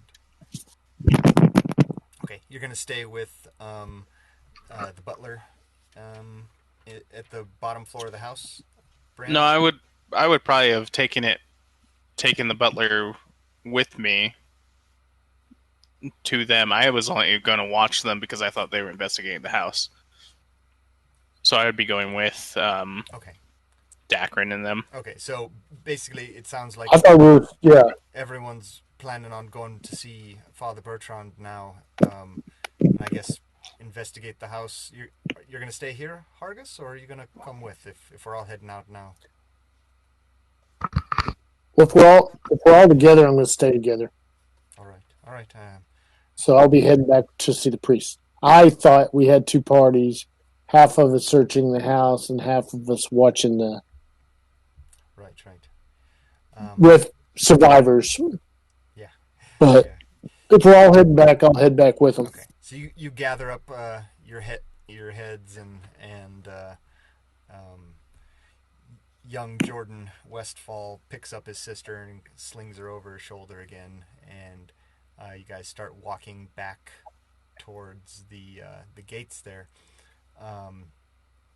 As you get a little bit closer to the gate, you see they are still locked, and you, at the moment, as you're kind of coming up to it, Jordan looks at it and goes, "I don't know how I'm going to get over that with my sister." These like keys or anything? Yeah, you give the butler a pat down. He doesn't seem to have any keys on him at the moment. Is there any keys hanging around this side of the gate? Is there any keys hanging around this side of the entrance to the gates? No, nothing you can. No. See. Well, the lock would be really easy to break with a spike and a hammer. Or maybe just let me tinker with this a little bit. So you have. All right. And you try to pick lock. I don't want to stand between a man and knows his skills. All right, well, go ahead and make a lockpick check there, Brand.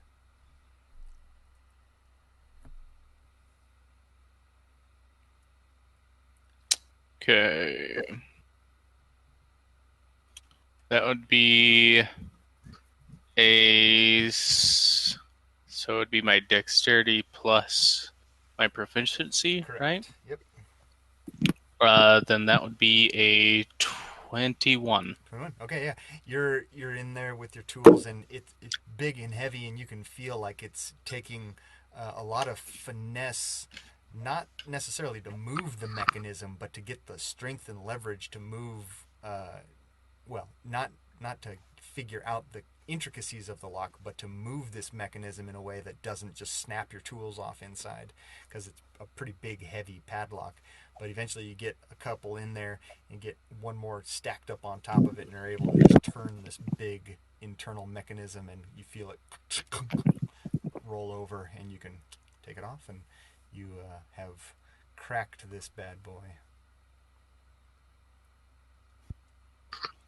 And then I take a slight bow and say, "After you, gentlemen." That was really well done, Branbrek. Maybe you could teach me The how to do butler that is sometime. face down in the dirt. Yeah. Yeah, you guys start moving your way back to town. Yeah, this whole ruckus, while seeming to take a long time in bullet time, wasn't all that long. I mean, little over an hour total, hour and a half since you guys first came in here. So it's not even noon yet as you guys descend back into town, and the winding road leads its way down the mountainside, and the cool air coming across the lake finds you even up on the side of this hill as you come down into the open valley that is at the base of the path leading up to Galen Mansion, and you find your way quickly to the northern extreme of town, where Father Bertrand's temple to the Dawn Father awaits, and you can make your way inside. Kind of Towards the end of that, I'm just saying, why is it so far away? Yeah. Jasper's nodding. I say, think of me, I've got even smaller legs than you, so... The guy that I'm dragging. Well, right, that's fair. You guys make your way inside, and once again, there's that old woman off to the side, and as you guys open the gates, she looks over her shoulders, and she just goes, no, and stands up and just walks straight out, and leaves you all in there. Hey. Brandon, have her put all those heads in a sack or something first. What? They look great on my belt. I'm joking. No, it's fine. We got plenty of odd looks. So you move So in. many people that we had to explain that we were just doing a funeral service. Just the heads. It saves space. You hear, after calling out, a shuffling off to the side, and coming through one of the doors off to the right, as you're looking up to kind of the front area. There's the left side of the temple where you haven't been through, and then the right side where you guys had been through once before. And coming out through the door there is Father Bertrand, and he's looking rather excited, and he's like, you've all returned. How, oh my. I seem to have missed quite a bit of action, as it were.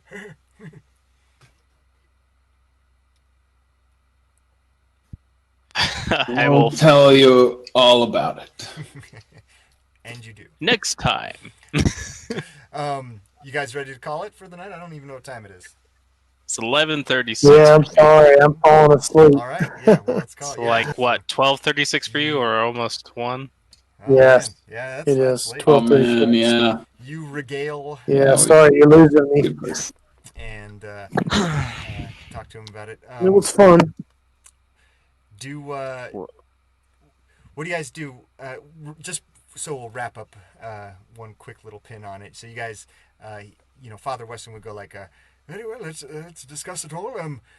Should we go back to the room where we can plan things out, or where do you want to put this all together? You see a number of trophies we should probably get out of the main sanctuary. Well, the only thing I can think of is that we need to dissect the heads, get the worms out of them if possible, interrogate the butler. I'll regale that part of the story and everything that I experienced that way. I don't know what Dakren or Jasper or Hargus? I almost said Hathorn. Hargis want to do that way. I would have liked to have taken some time to investigate the manor for gold or treasure or other things like that, because we did know that was going to cost us a fair bit of money in order to perform the surgery or the restoration or whatever it was. Yeah. So I was going to look through the mansion to find some kind of treasury that way. And if I had to leave them and leave and go back, that was probably what I would have done. At this point, yeah, you would have to leave and go back to do that. So I and guess have to leave and go do that. I'll at least tell them this time and go and do that myself. Should we confine the children? I'll stay with them. I also wanted to go maybe see charge of law enforcement and tell them what happened to Lord Galen and see if they can so that they can know what happened, give them some proof of his Yes. On that note, involvement. I believe the constable has gone off. A couple of men showed up early this morning on the edge of town, talking about their capture and release, and they've organized a party to go back to apparently the waterfall you mentioned. You had mentioned that there were some fishermen that you set free, and they appear to have regained town here this morning. So the constable has organized a party to return to these caves that you mentioned, led by these men. And little do we know that the spider's web is much, much deeper. The constable is the Lord. Well, I certainly hope not. I've known Constable Sinclair for a number of years. He's a very good man. But yes, very well. I will attend to your stabbed fellow there, and we'll see what we can find out about him moving forward. Yes, I guess we can determine the results of your search of the mansion next week then, my good friend Branbrek. And yes. All right, I'm off to go acquire reparations.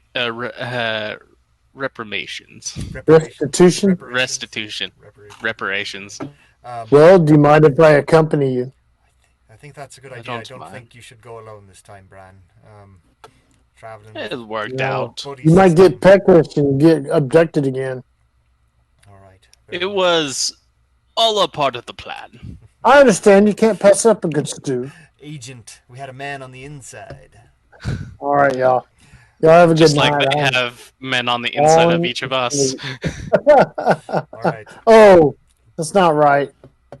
It's wrong on many levels. Y'all have a good night. I hope you guys had a good time. They have agents on the inside. I did.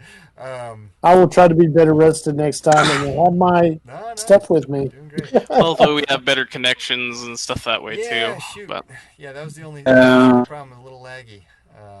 Hopefully we can get it sorted. So, but that worked out well. Wasn't sure how it was gonna go for old Bran. I enjoyed it. Branbrek got lucky in a lot of ways. Yeah. Yep. It was. You waited till the right moment. If you had tried to bolt before he started the ritual, things would have ended differently. Well, the idea came to me when you said that he answered the door with the mustache. I'm like, well, then he's not down there unless he has a twin, in which case, oh no! Yep. I was thinking about that. I was like, all right, what's the timing? Yeah, they'll come to the door, and yeah. I about checked those doors, and I'm like, nah, I'm taking the stairs. That makes more sense. Oh yeah, I also want to show Father Turn the Gem if he, if it made any sense to him, but we might need to find like a wizard or something to about the staff. Dakren? No, the gem thing you wanted itself. to ask Father Weston about it? All right. Father Bertrand, about it? Father Bertrand, if you knew anything, sent him. Okay, yeah. So, And he spawns into one of those creatures too. were you going with him to that back room to lay out the heads then, or, and maybe just while he's dissecting him, just kind of show it and just be like, "We found this." Yeah. So he would have asked you like, "Oh, can we will you help me carry this young man back to the rooms then?" Because he's not going to lift up the butler. Yeah, sure. I'll just this once. Go carrying him back. And have to. Jasper's kind of following her along, holding a few of the heads, and you got maybe another couple piled on the stomach of the butler as you carry him back, and you lay him out. You lay him out on one of those circular tables cross section marks on his body. Yeah, you lay him out on his clothes, and stack the heads off to the side, and you like go to grab for that jewel, and you reach for it, and you're like, where did that? And you're like patting your pockets, and you can't find that jewel on you. And I'll turn on Elch sight, look around if it's glowing through my clothes or anything. Yeah, so you can't find it on you, and so you look around, it's not there. You get that faint residual from his holy symbol, and from Jasper's bow, and from this new staff you had that was from Galen, that walking staff, but you're looking around and you don't see that particular thing which glowed quite like a beacon. So it's actually missing from your person. Now you're looking around, it's not there. Oh, trust those Kursky kids. So you look around and you go back out to the main entry there. Yeah. It's my son. The kids are gone. Yeah. Not again. I run outside and look around. Okay.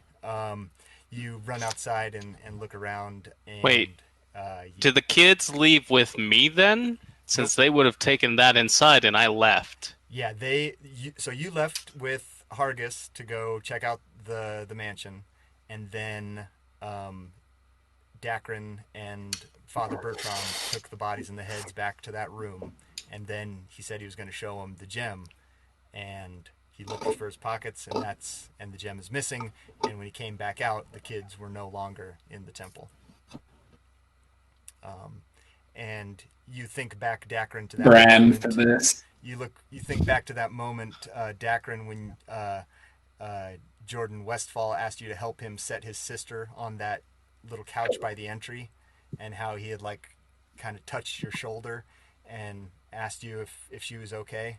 And you think, if ever there was a moment that someone was going to pick my pocket, that was probably it. Dirtwater dogs. So that'll probably be where we end it for today. Right. I was waiting for you to check for that at some point before then. If that had gone differently, that would have been a much different progression. But yeah, at the moment, you look out the door and you do not see. Kind of snarl around and go back to temple. I kick Hawk down the street. I blame Bren, though, for knocking out the button and making me have to carry him in there, so I couldn't have just with the kids. Dang it, Bren! I will know by attuning whatever that. Okay. I'll attune to that walking stick, though.